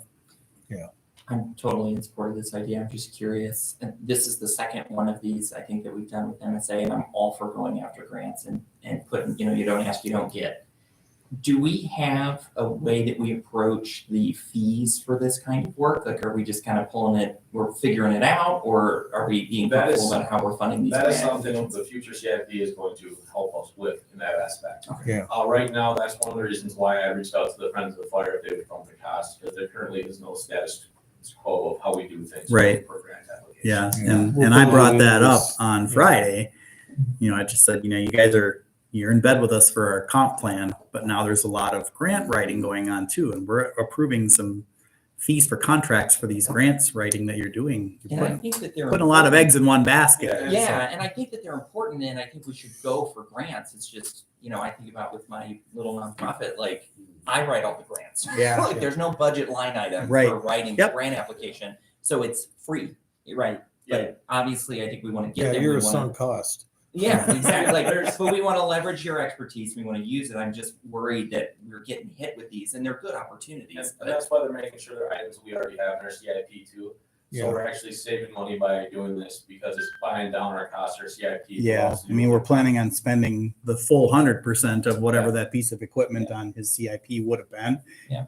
Even one item being funded will wipe out all of the expense that we've paid on every one of these services agreements that we're going to approve. So, Yeah. so it's worth the work, especially Yeah. considering. I And mean, again, this is not an opposition. Just in like, how are we thinking about? We're also very short staffed in our office too, as you're aware. There's only, there's 3 of us. yeah, Paul is he's a fire chief, but he has a full-time job besides being a fire chief. So Yeah. find that time to do these grants. Some of them are lengthy. Some of them are just a sheet of paper that you can fill it yourself. Others are lengthy, require a lot of work. One of the reasons why it was so important for me to find a service to do the CIP was to do these type of projects. Yeah. We're actually saving money by contracting it out versus doing everything in-house. So that was one of the main reasons why Yeah. we're trying to kind of professionalize our capital improvement plan. yeah. To your point, I think it's smart money spent. Yeah, absolutely. Yeah, I mean, Absolutely. I'm pretty tight, but this is smart money spent. Yeah. It's So more fiscally responsible. Yeah. Yeah. I believe doing it. It's always better to have somebody else pay 90%. Yeah. Other people's money. Well, yeah. and the worst case scenario being, you know, we pay these fees for these grant applications that are written and the grants aren't awarded. We're going to go back to them and we're going to be like, all right, what didn't you do right? Right, again, you'll get the details, you'll get our grant application, you could save it, let's say you're not. And awarded, reapply. Yeah. Yeah. Using the same information. Right, Yeah. you'll find my potential mistakes, and you'll remove those. But based on some of the feedback that you provided to us, it sounds like you have some confidence, a certain level of confidence that This MSA has been awarded. some of these are going to be awarded. Yeah. Source before, but, there's always risk, I Yeah. told you about the risk. We're just getting up in the morning. Yeah. With that, I'd like to make a motion to approve this agreement For the FEMA application. with MSA for the FEMA application AFG 2024. I'll second. All right, we have a motion by Van and a second by Bruce to approve the services agreement for the FEMA AFG application. Any discussion? Seeing none, we'll vote. Those in favor say aye. Aye. Opposed, say no. Carries. All right, so 6E, number 3, conceptual design for Cascade Falls Park. Yes, correct. So this is another opportunity. I'm presenting the board tonight. The gentleman that is going to be leading this potential project, his name's David Patton. He's a landscape architect. He's a senior landscape architect out of our St. Paul office. I couldn't get him to be here tonight, but he intends to introduce himself in the future. As you know, there are many park improvements in the village. So with this design service, there are many teams that will be collaborating on this conceptual design for Cascade Falls Park. What MSA is proposing here tonight is to basically lay out these 3 phases that we see in the park, the existing park area. We will provide a 2D layout, cost estimates that will be broken out in these 3 phases. And the first phase we'll get done before May 1st. That way we can integrate this information into the stewardship application. So Art and I have been talking with the DNR. The DNR really likes this project. One thing that they indicated to us is that they would like to see the whole comprehensive approach that the village is taking. So there's an upper improvement and a lower improvement of this project, and they are currently divided by a set of stairs. These stairs, currently they're not ADA, they're following ADA standard. The new ones would follow ADA standard, but an improvement that they would like to see is just, ADA access or increased access to the lower falls. So we would write that in the narrative. We would show our plan to improve this phase 3 area that I have in this letter to Devin. And this would improve and increase the access for everyone to enjoy this park improvement. That phase 3, I envision it to be far off into the future. MSA has some ideas of how we could work together to pursue that phase. The fee for this conceptual design service that we're proposing, $20,000, $950. And just reiterating that in these grants that we write, it's very important to state just a clear goal, clear mission, to tell the DNR who is going to be reviewing this. Basically, this is the whole park. This is what we're doing. I'm not saying if this didn't move forward that the grant wouldn't be awarded. I'm just saying this is going to get more points on your application. So the grant that's going to be in consideration with regard to this particular service agreement, can you talk to us a little bit about that grant? Sure. And what's available? Yeah. Would you like details about the grant funding? Okay. Yeah. So this is stewardship funding. The stewardship funding would fund 50% of engineering service. That includes conceptual or preliminary design. Now there's this umbrella you want to think about when I say stewardship funding, and there's 5 different bundles of money in the stewardship funding. There's 3 bundles that I think could be applicable here. There is this land and water conservation fund, which usually funds 50% of a project. These are the 2 that I'm going to mention here are federal money. Then there's recreational trails program, which funds 80% of projects, and they have capped that program to usually $100,000. Well, this year, it's the 3rd year in their cycle, it bumps up to $250,000. So it's good that we're applying this year. We should be able, I hope we can capture that.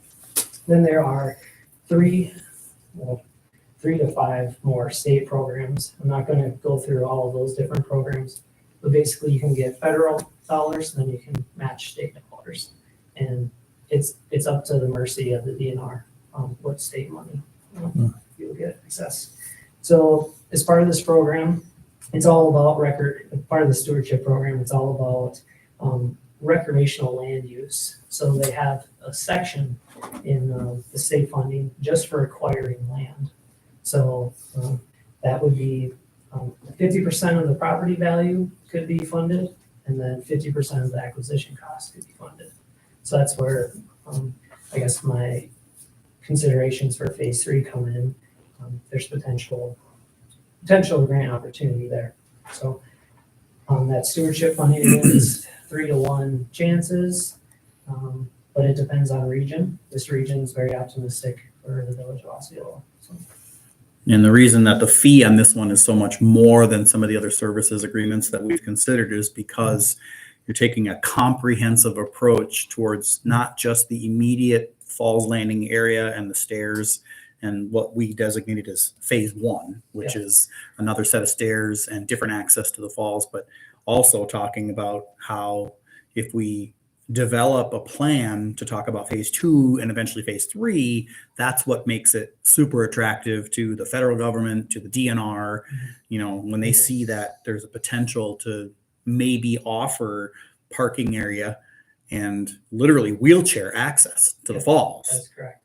Then they really get excited. Yeah. That's correct. And this plan will be, the cost estimates will be integrated into the CIP that we're working on. That will be beneficial. And the reason these things cost more than funding service is because we have to hire engineers. So I have structural and we have these landscape architects, this team of landscape architects. And then concept design. Yep. Yeah. So I guess I'll call them expensive engineers working on it. Yeah. talent. Yeah, Good the talent. structural people are Yeah. the worst. Yeah, but But when it you're gives them sitting in the office the of best of them. receiving these grant applications and you get one that's laid out, here's phase one, here's phase two, here's phase three. This is what the village is potentially going to be able to offer its residents for tourism. Yeah. The more attractive you can make it, the better the chance that you're going to get awarded that Part kind of of it's the money. unique aspect we have is having that falls area downtown. Not too many Very places have rare. that. We're one of the only municipalities in Wisconsin that has this kind of natural resource right downtown. Yep, in my conversations with the DNR, you know, the falls, their eyes lit up, the fact that there's bluffs on site, you know. There isn't any grant application that's gonna come across their desk in this region that has those two things along. Right. So there's points there. And Devin, you had said that we were potentially looking at baking some of this cost into the CIP plan to That, absorb just this. figure out how the any TID excess can be used for this too. Yeah. Is there any other stuff like this that you think we need to be anticipating for any of these other grants or this sort of, it's a big number and I guess it's kind of a surprise. You know, we've had a conversation about the stewardship grant. I want to pursue that, but I just also want to understand, you know, are there other things that we need to be aware of that might be coming from you? Like, Yeah. hey, you should consider this or What not. else is on the menu It's is a what he little wants bit, to know. it Yeah. feels a little nickel and dimey. I Yeah. don't think it is that, but at the same time, like we've dropped 10 grand on a stewardship application already. Yeah. And so I just want to know, like, With where this- are we? Associated to the grant and this preliminary engineering service, no. There are, you know, for every one of these phases, there's another engineering service for the construction document, you know, to go out for specs and bids and construction. So for every phase, you know, you're looking at another engineering service. You know, we need a survey and we need specifications for the equipment. And, yep, so that's another fee. That can be funded by the stewardship application, up to 50% that can be. Mhm. So And is our application, in your view, dependent on this plan or strengthened by the plan? Did you get the distinction I'm drawing there? Like, I commented on that a little bit, Neil, but yeah, this is just enhancing the stewardship application. One of their criteria is there a clear goal? Is there a clear mission? So they're gonna basically, you know, see that, you know, MSA, we're gonna say, well, there's 3 phases here, but, you know, this could happen and, you know, we don't kind of know what the cost is. So I'm recommending this to you because I believe just basically writing it all out and laying it all out, showing some kind of engineering document, will gain the maximum amount of points for that criteria. So, It's how you play the grant game all right, in this sphere. yeah, no, and it's- I think I'm not objecting to playing the grant game. I think I just want to know the full game. And I want to know, like, if this is what I think we need to do. This is an important part of the town. We need to make sure that we're setting ourselves up for success. I think we need to be setting ourselves up for long-term planning for Yeah. what is the tourism focal point of the Right. town. Yeah. Like, all of that I'm in agreement with, but I'm also just sensitive when, you know, we get asked for 20 grand to do an engineering plan for a grant application that we're already proceeding with. Right. What juice are we getting for that squeeze? It strengthens both of them. That's the thing. It's For it's phase seamless. 2, what's your timeline Yeah. anticipated for phase 2? so for this whole plan, the contract says, August 16th here. So the whole entire, all of the costs will be 100% and the 2D layouts will be 100% by that point. Are you talking about the construction? Developed. I'm talking about the The actual construction. phase Okay. 2 happening. Like, The- what's the ballpark estimation as to when we would conceptually even undergo phase 2? Yeah, so my 60% answer for you is 2029. Got it. And phase 3 is much longer out beyond that. Yes, looking at, Yeah. you know, yes. And that's when we'll look at spending more money on, Yeah. 2D Yeah. So plans. realistically, to your point, Yeah. we're interested in phase 1 relatively quickly. And I guess that's what I'm wondering is, I mean, the phase 2 and the phase 3, I can appreciate the potential value in the DNR's eyes for that. 2029 is a long ways away. And could we realize benefit to our application by having a concrete understanding of phase one? This is what we're really thinking about, but potentially realize, it's ultimately a question of how valuable do we think phase two and phase three planning is. And if you're telling me that phase three is like so far away, we don't even have a timeline, and phase two is 2029, I think that's where I'm kind of hung up a little bit. That's only 5 years away. Not that far. Well, let's throw a new bridge in there too. Yeah, we gotta work around that, but Right. my job is to basically to provide you with every service I can, and also to, when I know something that the DNR tells me or whatnot, I gotta do something about it and give you some information. So that's one of my goals here in bringing this forward to you as an opportunity, is to give this conceptual design and give a comprehensive layout of this improvement. It'll strengthen the village's planning service, it'll strengthen the stewardship application, and this engineering service can be enough information for the next 3 stewardship applications. So it'll be in the file. Will that decrease the cost for a future application for the stewardship? Right? The cost will not increase, but No, I mean, like, if we do a future grant for stewardship in 2028 for 29, would I talk about this decrease that 10 grand ask? Because a lot of legwork we've done already. I'm wondering if this document will save us money in the future by doing it. Based on, I can find the money if it's something you pass tonight, because, once at the end of the day, 20,000 is a lot of money for something like this. Find it in the capital improvement and see where the $10 lie to, as there's currently no outstanding, with nothing being built on the apartment site, there's no outstanding costs right now to us. But we will be seeing some TID development on top of the hill with some development. So there is money to be had for this. I'm just making sure that we're spending the money in a smart manner here. Yep. I'm going to make an unorthodox request of you. I'm going to have you put yourself on this side of the dais. You've been working with the village enough. You have a pretty good idea of our current financial situation and our current financial position. Given that understanding, what would you think that we should be saying to this potential opportunity? Yeah, so I'm biased. I know you're bound to offer it. I shelve my biasy. I don't believe that I believe this service is a deal. I believe that $20,000 for this service, that MSA is providing the deal here.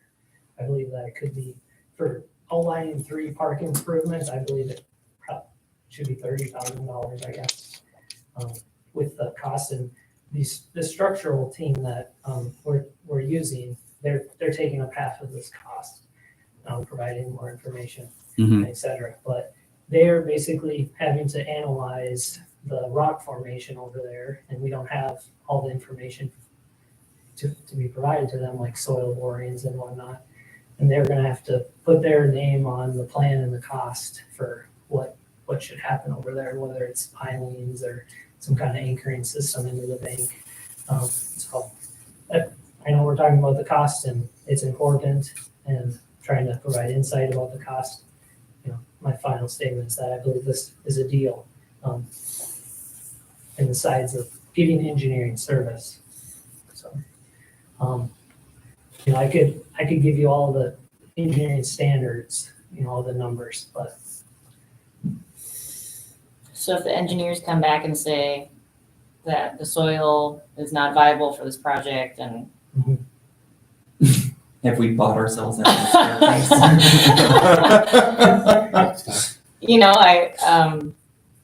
guess I just have a lot of hesitation about that spend with the unknown, and also the unknown of what that will come back with as a cost with the 50% coverage of what if the cost of the project based on the rock and the soil is $2 million.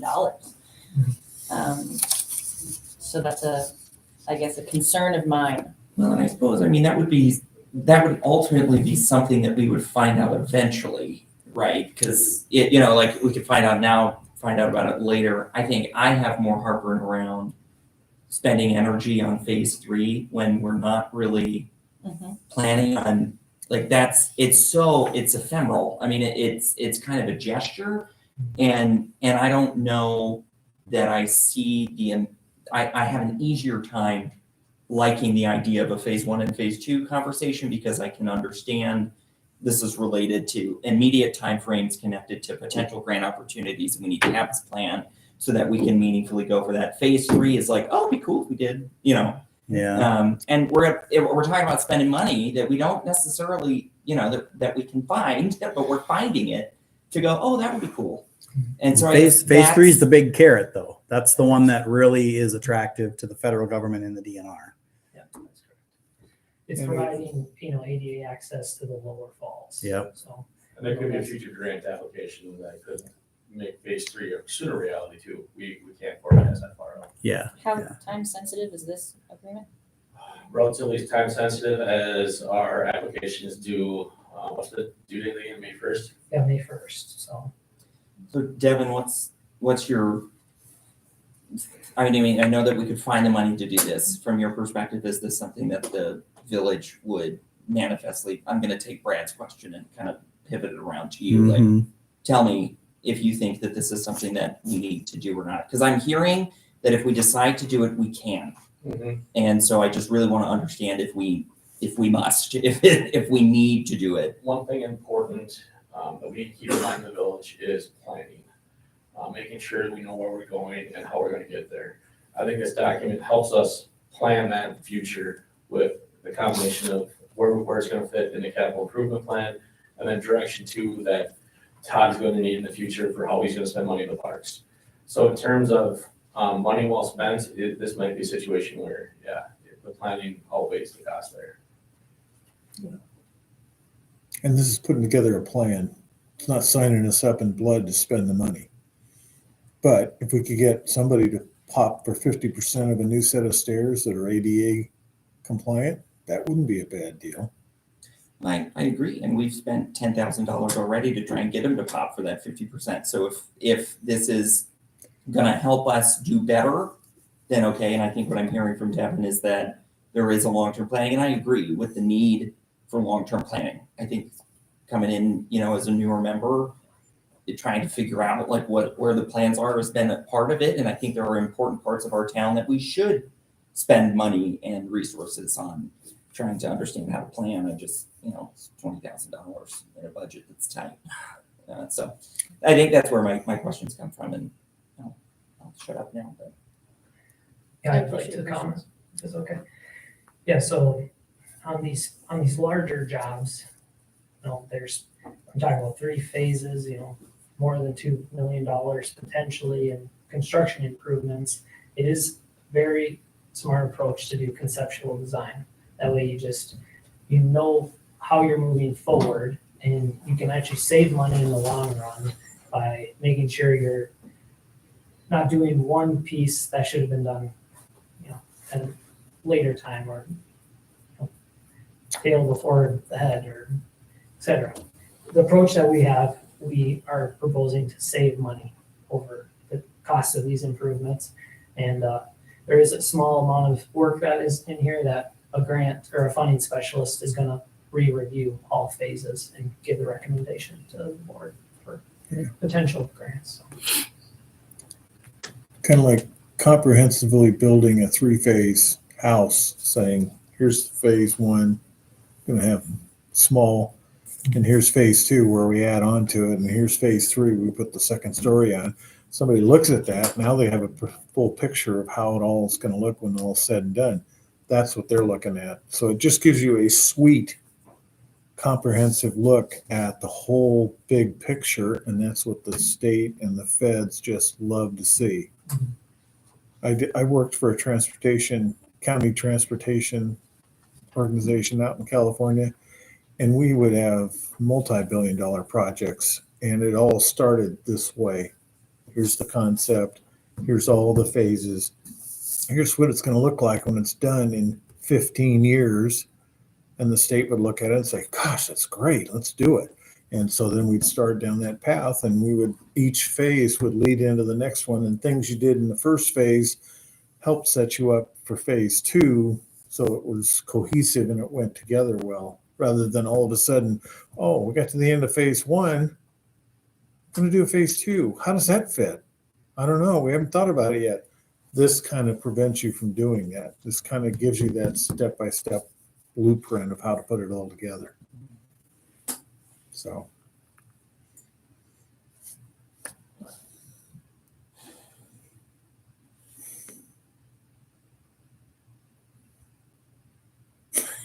Did I sell you? I hear the points. I am nervous, I guess, that this needs to be decided on right now. Well, buck stops I will- with us. I will That's say why. I will say the finance I committee did. get how government works, Brett, thank you. The admin finance recommend this for approval. And Devin, I'm hearing confidence from you that this is not gonna cause some financial. As an administrator who's switched cities twice, I mean, short term, planning is key when someone new comes in to make sure there's a plan, that it's not getting lost. Yeah, we have some recent land sales that Yeah. have occurred. There's development happening that will put money into the TIDs. So like he said, the money's there. I can think of a lot of things that we could be spending that money on that would probably be less effective than this planning. So that's why. I mean, I was on the admin finance committee when we made that vote, and that was one of the considerations was, we've spent some money in the village being reactionary in the last couple of years, and we're now finally in a position where we can make a decision to do something in a proactive basis, and that's what this is. So, and in all reality, it's a $20,000 ask. It's not like we're asking for $150,000 or $200,000. I mean, this is just, I think that it's a smart way to spend some of the money that we've been getting on some of the development that's now finally starting to happen. Like we're pumping it back in. Like this is the TID, and this is right in the Seed TID. money. So this is, in my opinion, a good use of that money because we want to be attractive to the folks that are going to be Granting reviewing people. these applications. And we've already got somebody under the roof right now who's doing other work for us in writing some of these types of professional communications and other grants. So this is it's an easy decision for me to make after all the considerations that you have just expressed. I went through that pain on Friday. Well, and I'm gonna put him through the ringer, and I appreciate you going through the ringer with me, because I do think it's important to interrogate, what are we getting? Uh-huh. Why are we doing Yep. this? Like, what is the point of dropping 20 grand on a plan? And I value and appreciate the role that long-term planning plays. I agree that we do need to do planning, and it's important for a town, and I'm comfortable that we're not gonna step on a landmine from a budget perspective or otherwise fritter away 20 grand that we've worked hard to make sure is available to do important work for the town. A lot of that work predates me, but Well, and the best part is that if there are awards granted, then we get to work those into the CIP. Yeah. Which is great because that just allows and if us you don't ask, you don't get. And full it's control. Yep. Totally true. What's the timeline of these stewardship grants to use the funds awarded to us? So you get 2 years to use the money. So that'll be available in 24, 25. Well, we're planning 24. So the stewardship usually doesn't get awarded until August or September. Yeah, so 25, 26. Yep. Thank you for correcting them. That's correct. So 2 years. You can always decline the money. It's not like you're just all of a sudden under the hook to Yeah. construct this thing. That's not the goal. Right, but if we have 2 years to use the money, we don't have the other 50%. We will have the 50% that we cooked into the. Yeah, it's going to be baked. Well, for phase one, that's going to be baked into the CIP for sure. That was one project that's been deemed important. Yeah. And I want to make you know, the falls are not falling, I mean, the stairs is not falling apart. They've reached the end of their useful life, which is different than being not structurally sound. Right. I saw that. I was asked that a few times. No, the stairs are safe. They just reached their useful life. And they're not ADA accessible. And yes, stairs can be considered ADA compliant. There's a link to that too. There's criteria. need to be rescued. Yeah, exactly. And that's Yeah. exactly what the design is going to do. Bigger landings, better Yep. ways to haul Yeah, people the up ability and to down. carry a backboard up there. Yep. Yep. A larger switchbacks. Well, all that being said and done, I'll make a motion to approve the contract for conceptual design for Cascade Falls Park. I will second that. Okay, we have a motion by Bruce and a second by Van to approve the services agreement for the conceptual design plan for Cascade Falls Park. Any discussion on that? All those in favor signify by saying aye. Aye. Opposed, say no. Passes. Thank you. Thank you. Thank you. Okay, so that moves us to 6F, police squad car.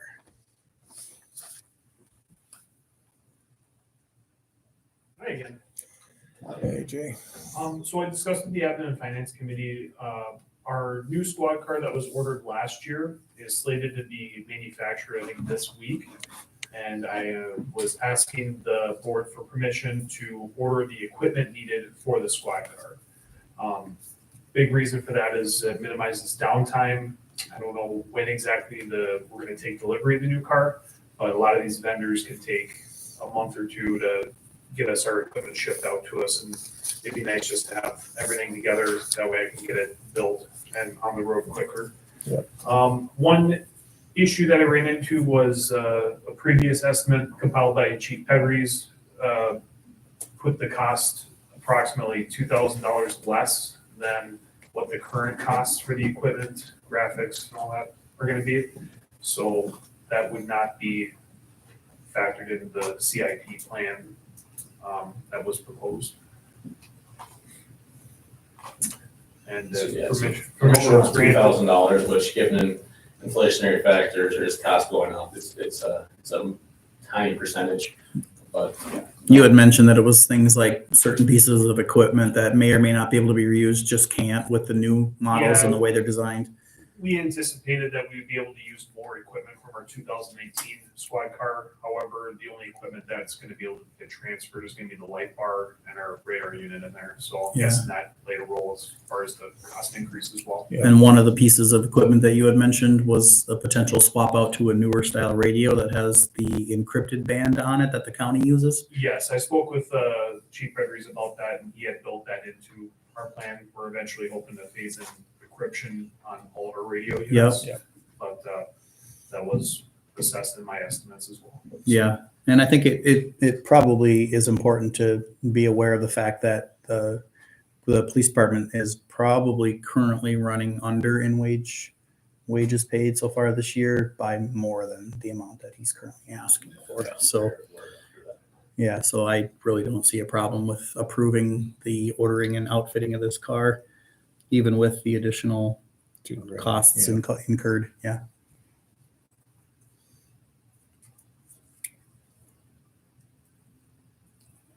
I'll make a motion that we approve the request. I'll second. All right, we have a motion by Van and a second by Bruce to approve the request to complete the ordering for outfitting the new police car. Any discussion? All those in favor signify by saying aye. Aye. Opposed, say no. Motion carries. Thank you. Thank Thanks, you, AJ. appreciate it. Okay, 6G, ordinance amendment to repeal chapter A222 and create a fee schedule, review only. Yeah, I'm speaking on behalf of this one because it was kind of my idea and Carrie had to do all the work, so. Carrie put a lot of time into this. What it is, it creates a fee schedule that we can adopt at the beginning of every year. So instead of going through every ordinance and changing the amounts that we have in our code, we can just say see fee schedule and adopt a new fee schedule every year. This is where a lot of municipalities have gone because trying to change existing ordinances becomes a huge challenge. So with that being said, I'll take any questions that you have. This is the first read, or not the first read, but first time for you.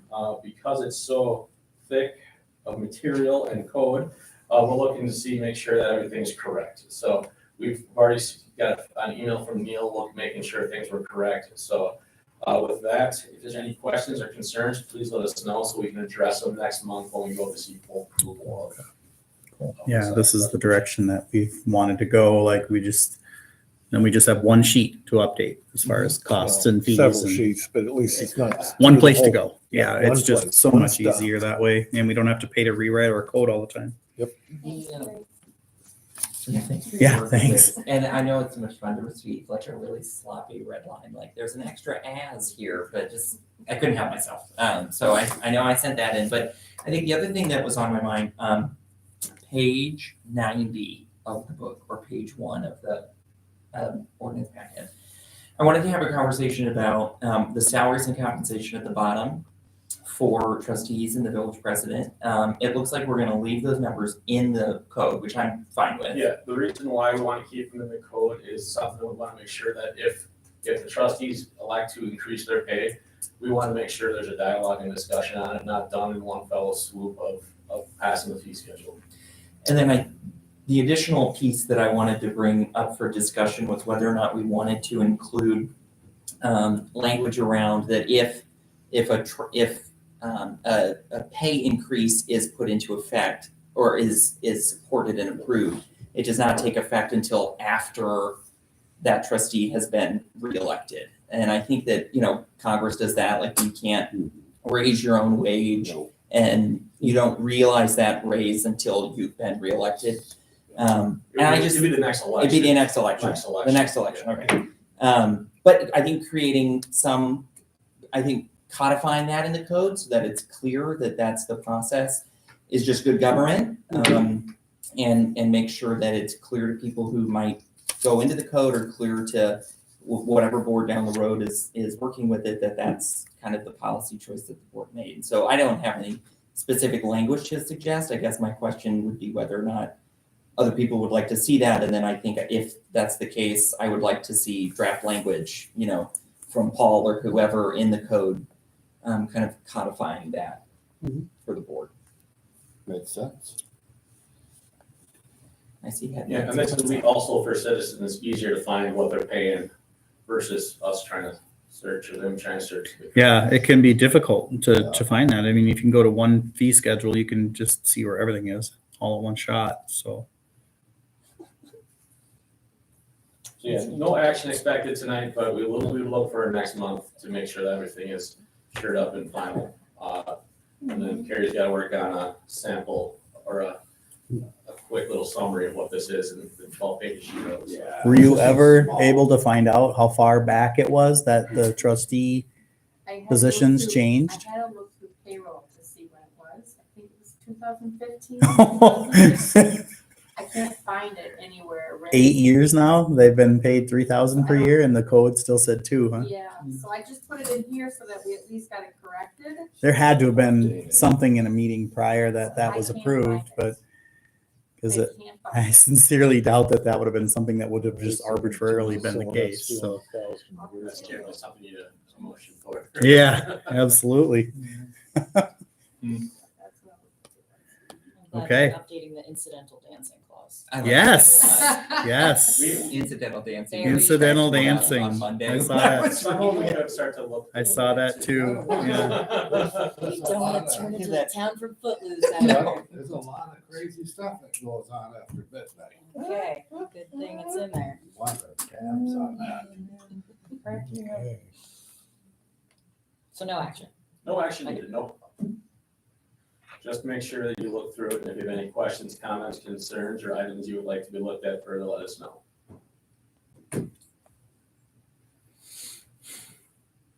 I did notice that special event permit didn't currently have a cost associated with it. No, so what this was stuff directly taken from our code.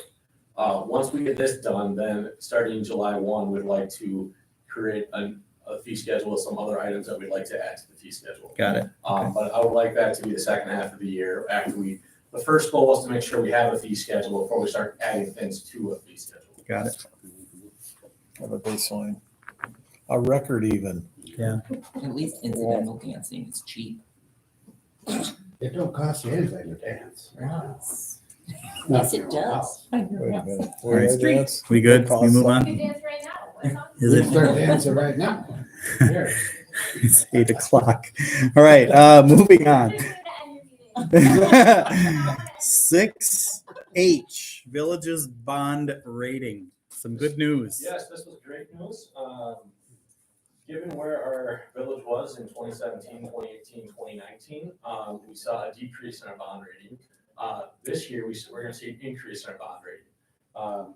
I can never keep the numbers straight of what we're moving up to again. We're on the bottom half of the chart, but the very top rating on the bottom half of the Moody's We're chart. moving up to a BAA1. We were a BAA2. What this means is that it helps our interest rate and our borrowing. While our financial picture has seen it's much rosier than it was in the past. A lot of it has to do with the actions taken from the board and some of the more initiatives that we're doing right now. One of the forecasts that we're happy to see is the potential increase of our unreserved cash, our general fund cash.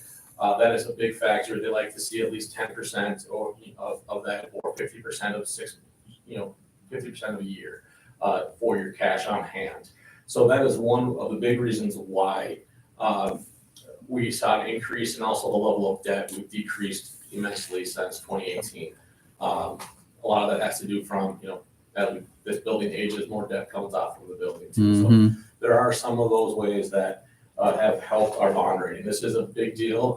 Justin Fisher from Baird will be, I can't remember if it's March or April, but he'll be here to explain a little more to what this forecast is for our community when he comes and talks about our borrower for the CIP. So he'll be giving more information too on what this bond rating does for our community. Yeah, and I was reading some of the information in the Moody report, and it looked like the look back, I think, is what's now hurting us. It's not where our current position is and our current performance, but because we still have some years in the Moody's look back, we're being held back on our rating that really nothing but time is going to help. She was saying optimistic that there's a chance in a few years we can see another increase. That's correct. Yeah, we should move into the top half of the chart and then moving towards the B and the A ratings. We'll never be in the top of the top because of our size. Yeah, that's also. Yeah, volume plays a big factor in it. That's why you always see like the national and the state governments are always in your AA, AAA ratings or whatever. Yes, we'll never be top of the top just given our size. So that's something that, if you look at and say, why are you celebrating being in the middle? Well, some of it has to do with the scale of the size. Beats being in the bottom. Yeah, because it's ultimately about the risk that you present when you're borrowing money, and a very, very, very large municipality is going to have a lot more debt leverage availability just based on their size. They got more revenue. And they have more revenue coming in. Yeah, so us being smaller, even to be able to get to the top half of the chart, that's going to mean a lot. That's going to be a big rate deduction for our future borrowing. And every dollar we don't pay in interest on a lower rate means that it goes just right back towards debt service, and it just accelerates the payoff. So we're in the circle of trust now. Almost. There's still very much a "what have you done for me lately" attitude going on there, but we can see the circle of trust. Our financial forecast is substantially increased. Yeah, which is what was designed. I mean, we endured a lot of pain early on. I've never seen Justin smile so much when she gave the bond rating. Justin was happy as can be. Right. It's worked extremely hard for some of these procedures that are in the bills to go forward. Yeah. Well, and you can thank the taxpayers. I mean, ultimately, they're the ones that are helping prop this tax rate, this bond rating up. Yeah. I mean, we all felt the pain, and this is us now climbing out. So we all paid it. Okay, 6I, recognition of Officer Eric Lehman's service to the Village of Osceola. You want to read that? Or? Yeah, so Devin's written a letter. As some of you may already know, Officer Lehman has retired. Last day was last week, right? And Eric did not want a big fancy celebration. Yeah, that's not the kind of guy he is. Eric did not want to show in front of the board and have a presentation for him. So I talked to him last week and tried to get an idea of what he felt he contributed to the community and what he really took away as a police officer. So that was good to hear. But yeah, he's not a big showy guy and doesn't want he doesn't want to be told thanks for just doing his job. So the letter that Devin wrote, February 9th, Eric Lehman retirement. Eric Lehman, on behalf of the Board of Trustees, I want to thank you for your unrivaled performance during these past 30 years as we congratulate you on your retirement. The years you have worked in the village have been marked by unsurpassed efficiency and excellence. You have been an inspiration to us all. The efforts to engage in the community and be a friendly face for everyone did not go unnoticed. You have impacted many people in the community, and your willingness to not just enforce, but to teach and better the people of the community was your lasting impact you will make on the community. We thank you for all you have done and wish you the best in all your future endeavors. We know you will still be an active member of the community. Thanks again for all the years of service you have provided. Devin Swanberg, Village Administrator. Very well written. Okay. Moving on. So before we go into item 7, we did make a change to our agenda for tonight to pull a portion of our potential closed session items out, and specifically Simmon Drive. So I think at this point it would be acceptable to ask Angela to come to the podium so that we can chat a little bit.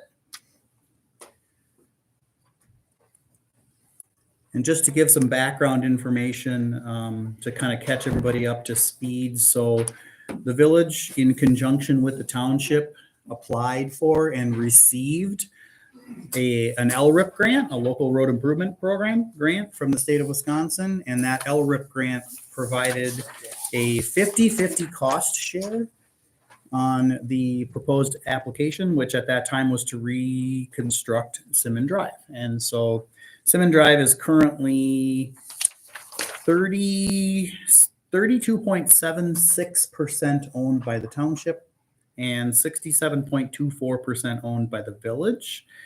Unfortunately, it's not a clean break.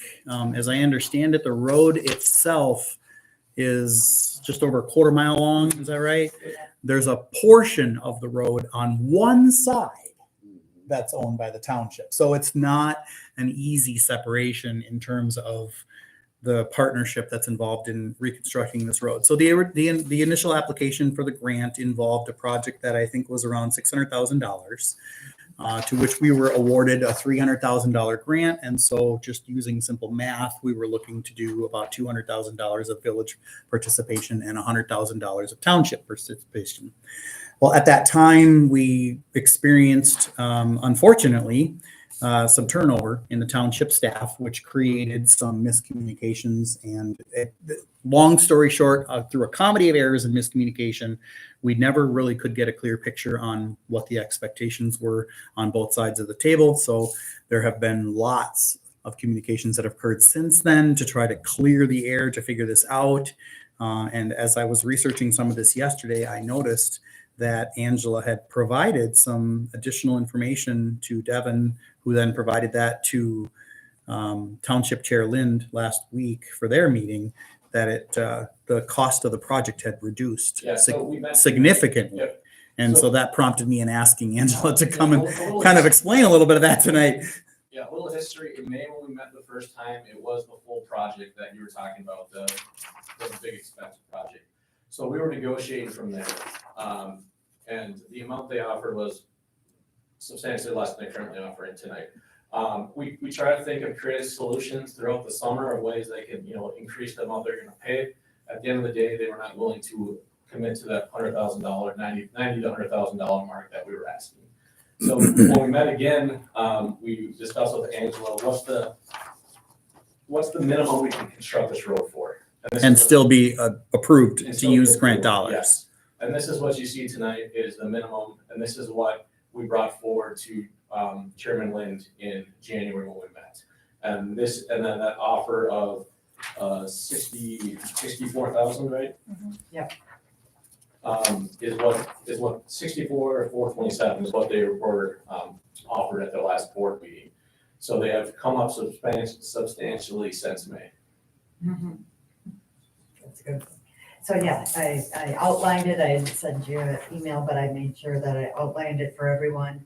And roughly, I put the costs in there of what we took out, what was reduced. The grant still covers 50% of it, but that's where the town does not want to cover any of those costs.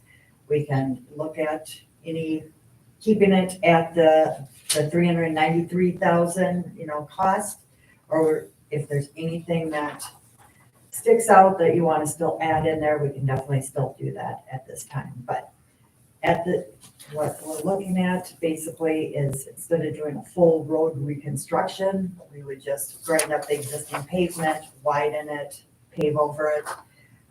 We've reduced it to be 12-foot lanes versus 15-foot lanes.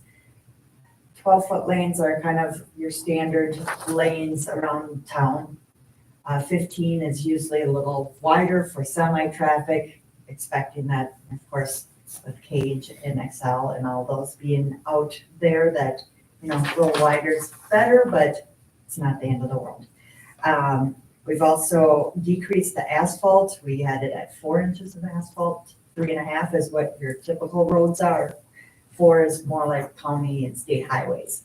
Again, to handle the higher traffic. They wanted 2 inches, so. They wanted 2 inches because that's what they do in their town, but that is not even acceptable. So I would not even, would not have agreed to that. Striping, we've just taken that out. They figured we didn't need striping. And then we had, in the original cost, had utility crossings. Should that east side ever be annexed into the village, you would have to get sewer and water over there. It just saved on cuts into the street.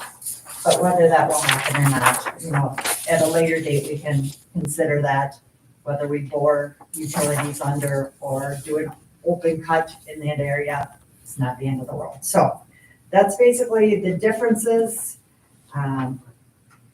This grant needs to be used by June of 2025.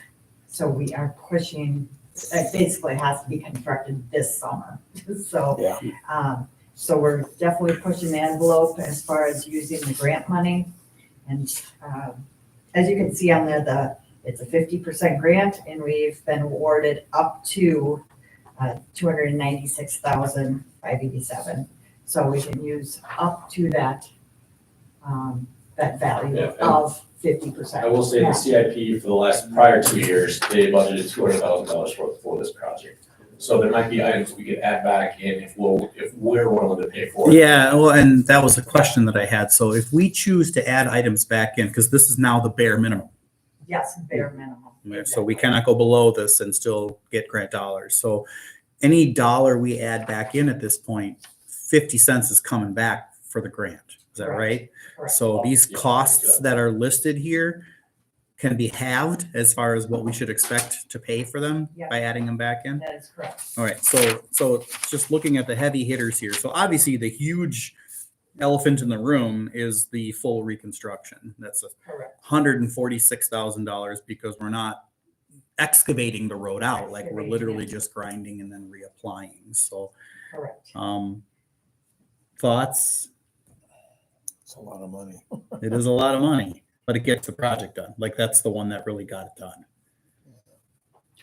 The also the 30-foot wide versus. I'm looking at that 24. one. That one's. I'm looking at that's that one almost and a I'm thinking freebie. that I understand that where the township would not be interested in a 15-foot wide drive lane, but from a village standpoint, Definitely with school would be buses interested. and truck traffic using yeah. it for the Simmon Drive businesses, I don't know. I mean, it's worth 13 grand to put that back on, I think.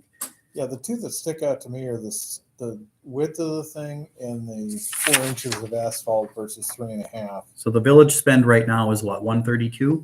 Mhm. And we have in our CIP plan, we have $200,000 set aside for this project. So we got like 60 some to spend. And that would have to be said tonight. Tonight, we really, if you're deciding, the reason why originally we're going to closed session was to see if you want to negotiate that price or not. If the price is adequate tonight, you want to accept it, there'd be no reason to go into closed session for Simmon Drive, as that would be something you accepted beforehand, didn't want negotiation. Yeah, yeah. Can you help me understand, so the implications of the life of the project if we did not do the full reconstruction and if we did the thinner thickness, I guess, like how much timeline does that remove out of the life of the road if we don't do those two things? So we did do soil borings on this road, 5 soil borings along the way. there is, as I said, there's brown sand with a trace of silt. So that's not your pure sand by any means. So generally, I would say that it would not drain quite as good as having a pure sand base. But what you're going to see is probably going from a 45-year roadway, that's kind of just general 45 to 50 years. It's a full reconstruct. That's what the life of the road should be. You're going from 45 years to maybe 30 years, a 30-year road. So you're still, it's still a good road. You're still gonna have to maintain it.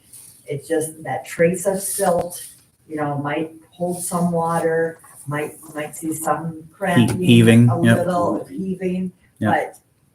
but, And then from, sorry to. no, go ahead. From the asphalt, that reduction of a half inch, what kind of reduction or what kind of changes does that make to a maintenance schedule? I would, especially if you're not going to do the full reconstruction, having that extra structural, even if it's a half inch, that gives you a much, the granular equivalency, basically, it helps a lot. A half inch of asphalt is, trying to think of the equivalency, but it's basically like putting the three extra inches of gravel. So I mean, it is worth it. I think from a cost standpoint, to make sure if you're not going to fully reconstruct, that you have that extra strength. So of that 15 years we would lose, how much would we get back by putting the extra half inch of asphalt back in? Say another 5 years. on Right, top so of there's that. a mitigation there. Yeah. Yeah, some sort of Yes. mitigation. Paul? And I mean, as a lifelong resident, I remember that I grew up on that road. That road literally was a trail going through when it was as it started to be built. When they came through and built that road, all the part that the village owns was basically a swamp road. It was loose, it was wet. I pulled many cars out there before they built it. They only added gravel on top of pure sand, because that's what that was. Okay. It was a sandy field. They added gravel, and then the blacktop that's on there now was literally the old blacktop that was made. It was oil dumped on top of gravel and rolled with a grater and then pressed down. So it's the gravel or the blacktop that's there, it has no value whatsoever. Okay. My thing is that I really feel that adding a half inch and doing 4 inches, that is a very mushy area. Yeah. And if you make the mistake now of not doing a good build with the semi-traffic that's on there, you're gonna lose the road. Yeah. I mean, and where I'm at, just looking at the things that are on here and what we have built into our CIP, choosing to go away from excavating out in full reconstruction is really what made the project possible. Like, we would never have been able to present a minimum cost plan, which then allowed the township to feel confident in that their offer for sharing was appropriate to their ownership of the road. All right, we've got that now. We know our own CIP plan has $200,000 built into it for this reconstruction, and the current spend is at 130 and change. The two things that are sticking right out at me right away that should be added right back in, regardless of what we choose to do with the offer from the town, is the width of the road and the thickness of the asphalt. Those two things I think are no-brainers. Like, if we're not going to reconstruct the road, then we should at least put a good surface on top. So I agree with that thinking, and I think too, given the traffic and what we anticipate that road doing, and the fact that pavement markings are only $6,000, toss that one back too. I was gonna Like, say, just whoop. would that be something that we would then take on ourselves, is striping the road? yeah, You could, or you could have it not striped at all. You could have it just open. I don't think it's currently striped now. No, So I would be supportive of that. I mean, to your point, like, I think that's protecting the life of the road. It's recognizing the importance of the road and the investment we need to make in it. And it's building it to purpose so that it's not a little country road to serve manufacturing facilities. yeah, I don't see the utility crossings as a value point at this point. When we get to that I'm not bridge, interested in we'll buying that land or annexing it anytime soon. So we're So, saying a $53,000 addition if we want 30 feet, 4 inches in center line. Yep. And we have Which budgeted 200,000. Yes, and keep in mind you have that cost for the grant.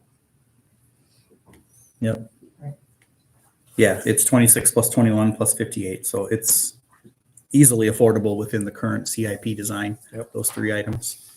Sounds good to me.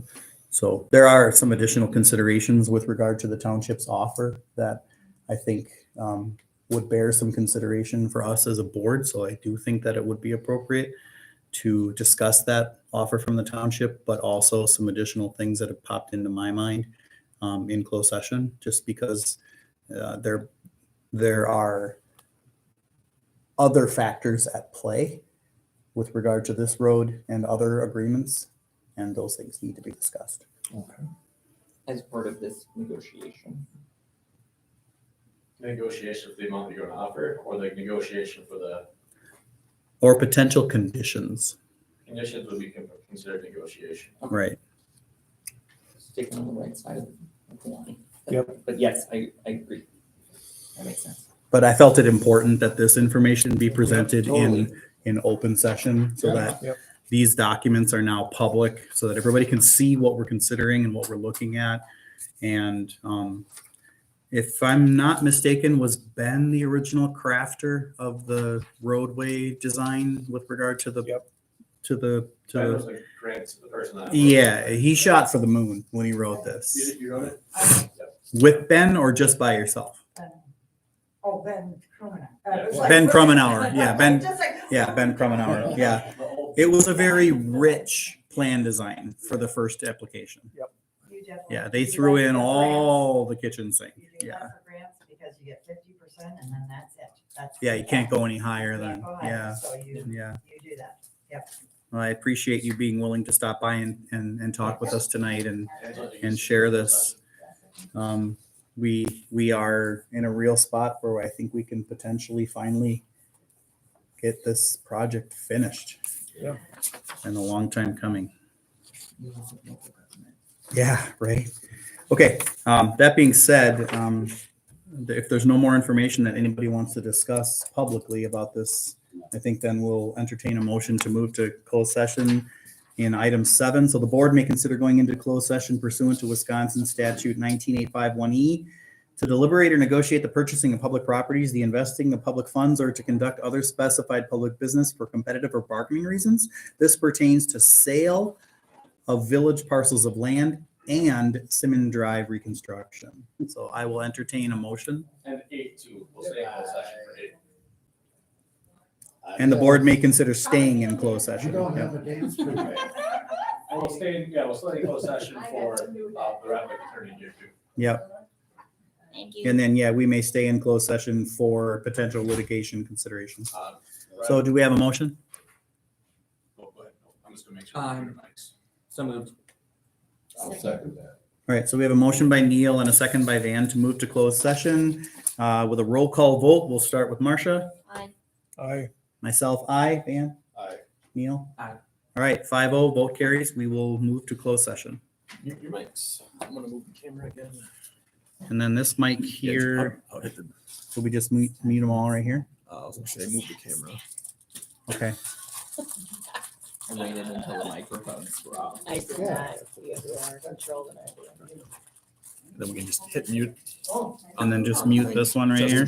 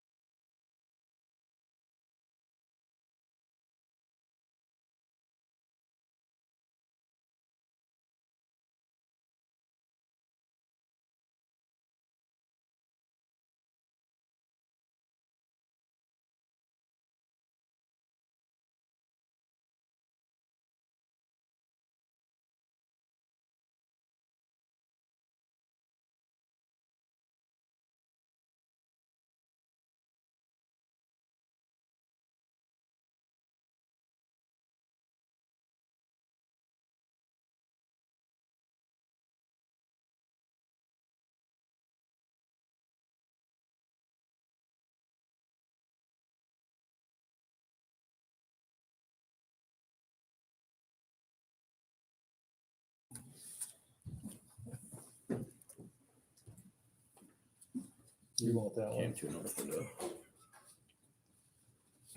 Sometimes I'm almost psychic. Okay, we will come back into open session at 9:33 PM.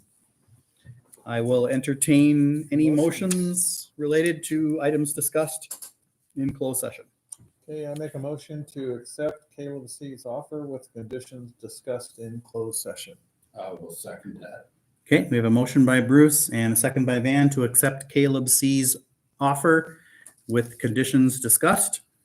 Any discussion? All those in favor indicate by saying aye. Aye. Aye. Opposed, say no. Motion carries. I would like to make a motion to not accept Matt Hayton's real estate offer. I'll second that motion. So we have a motion by Marcia and a second by myself to not accept Hayton's offer. Any discussion? Seeing none, those in favor indicate by saying aye. Opposed, say no. Motion carries. Okay, I'll make a motion to accept the offer from the Osceola Township on the Simmon Drive project. I'll second. All right, we have a motion by Bruce and a second by Neil to accept the Osceola Township offer. Any discussion? All those in favor say aye. Aye. Aye. Opposed, say no. Motion carries. All right, moving on. Item 10, future agenda items and updates. Marcia? None. None. None from you? Dan? Nothing for me. Neil? No. I don't have anything. All right, that being said, we will adjourn at 9:35 PM. Excellent.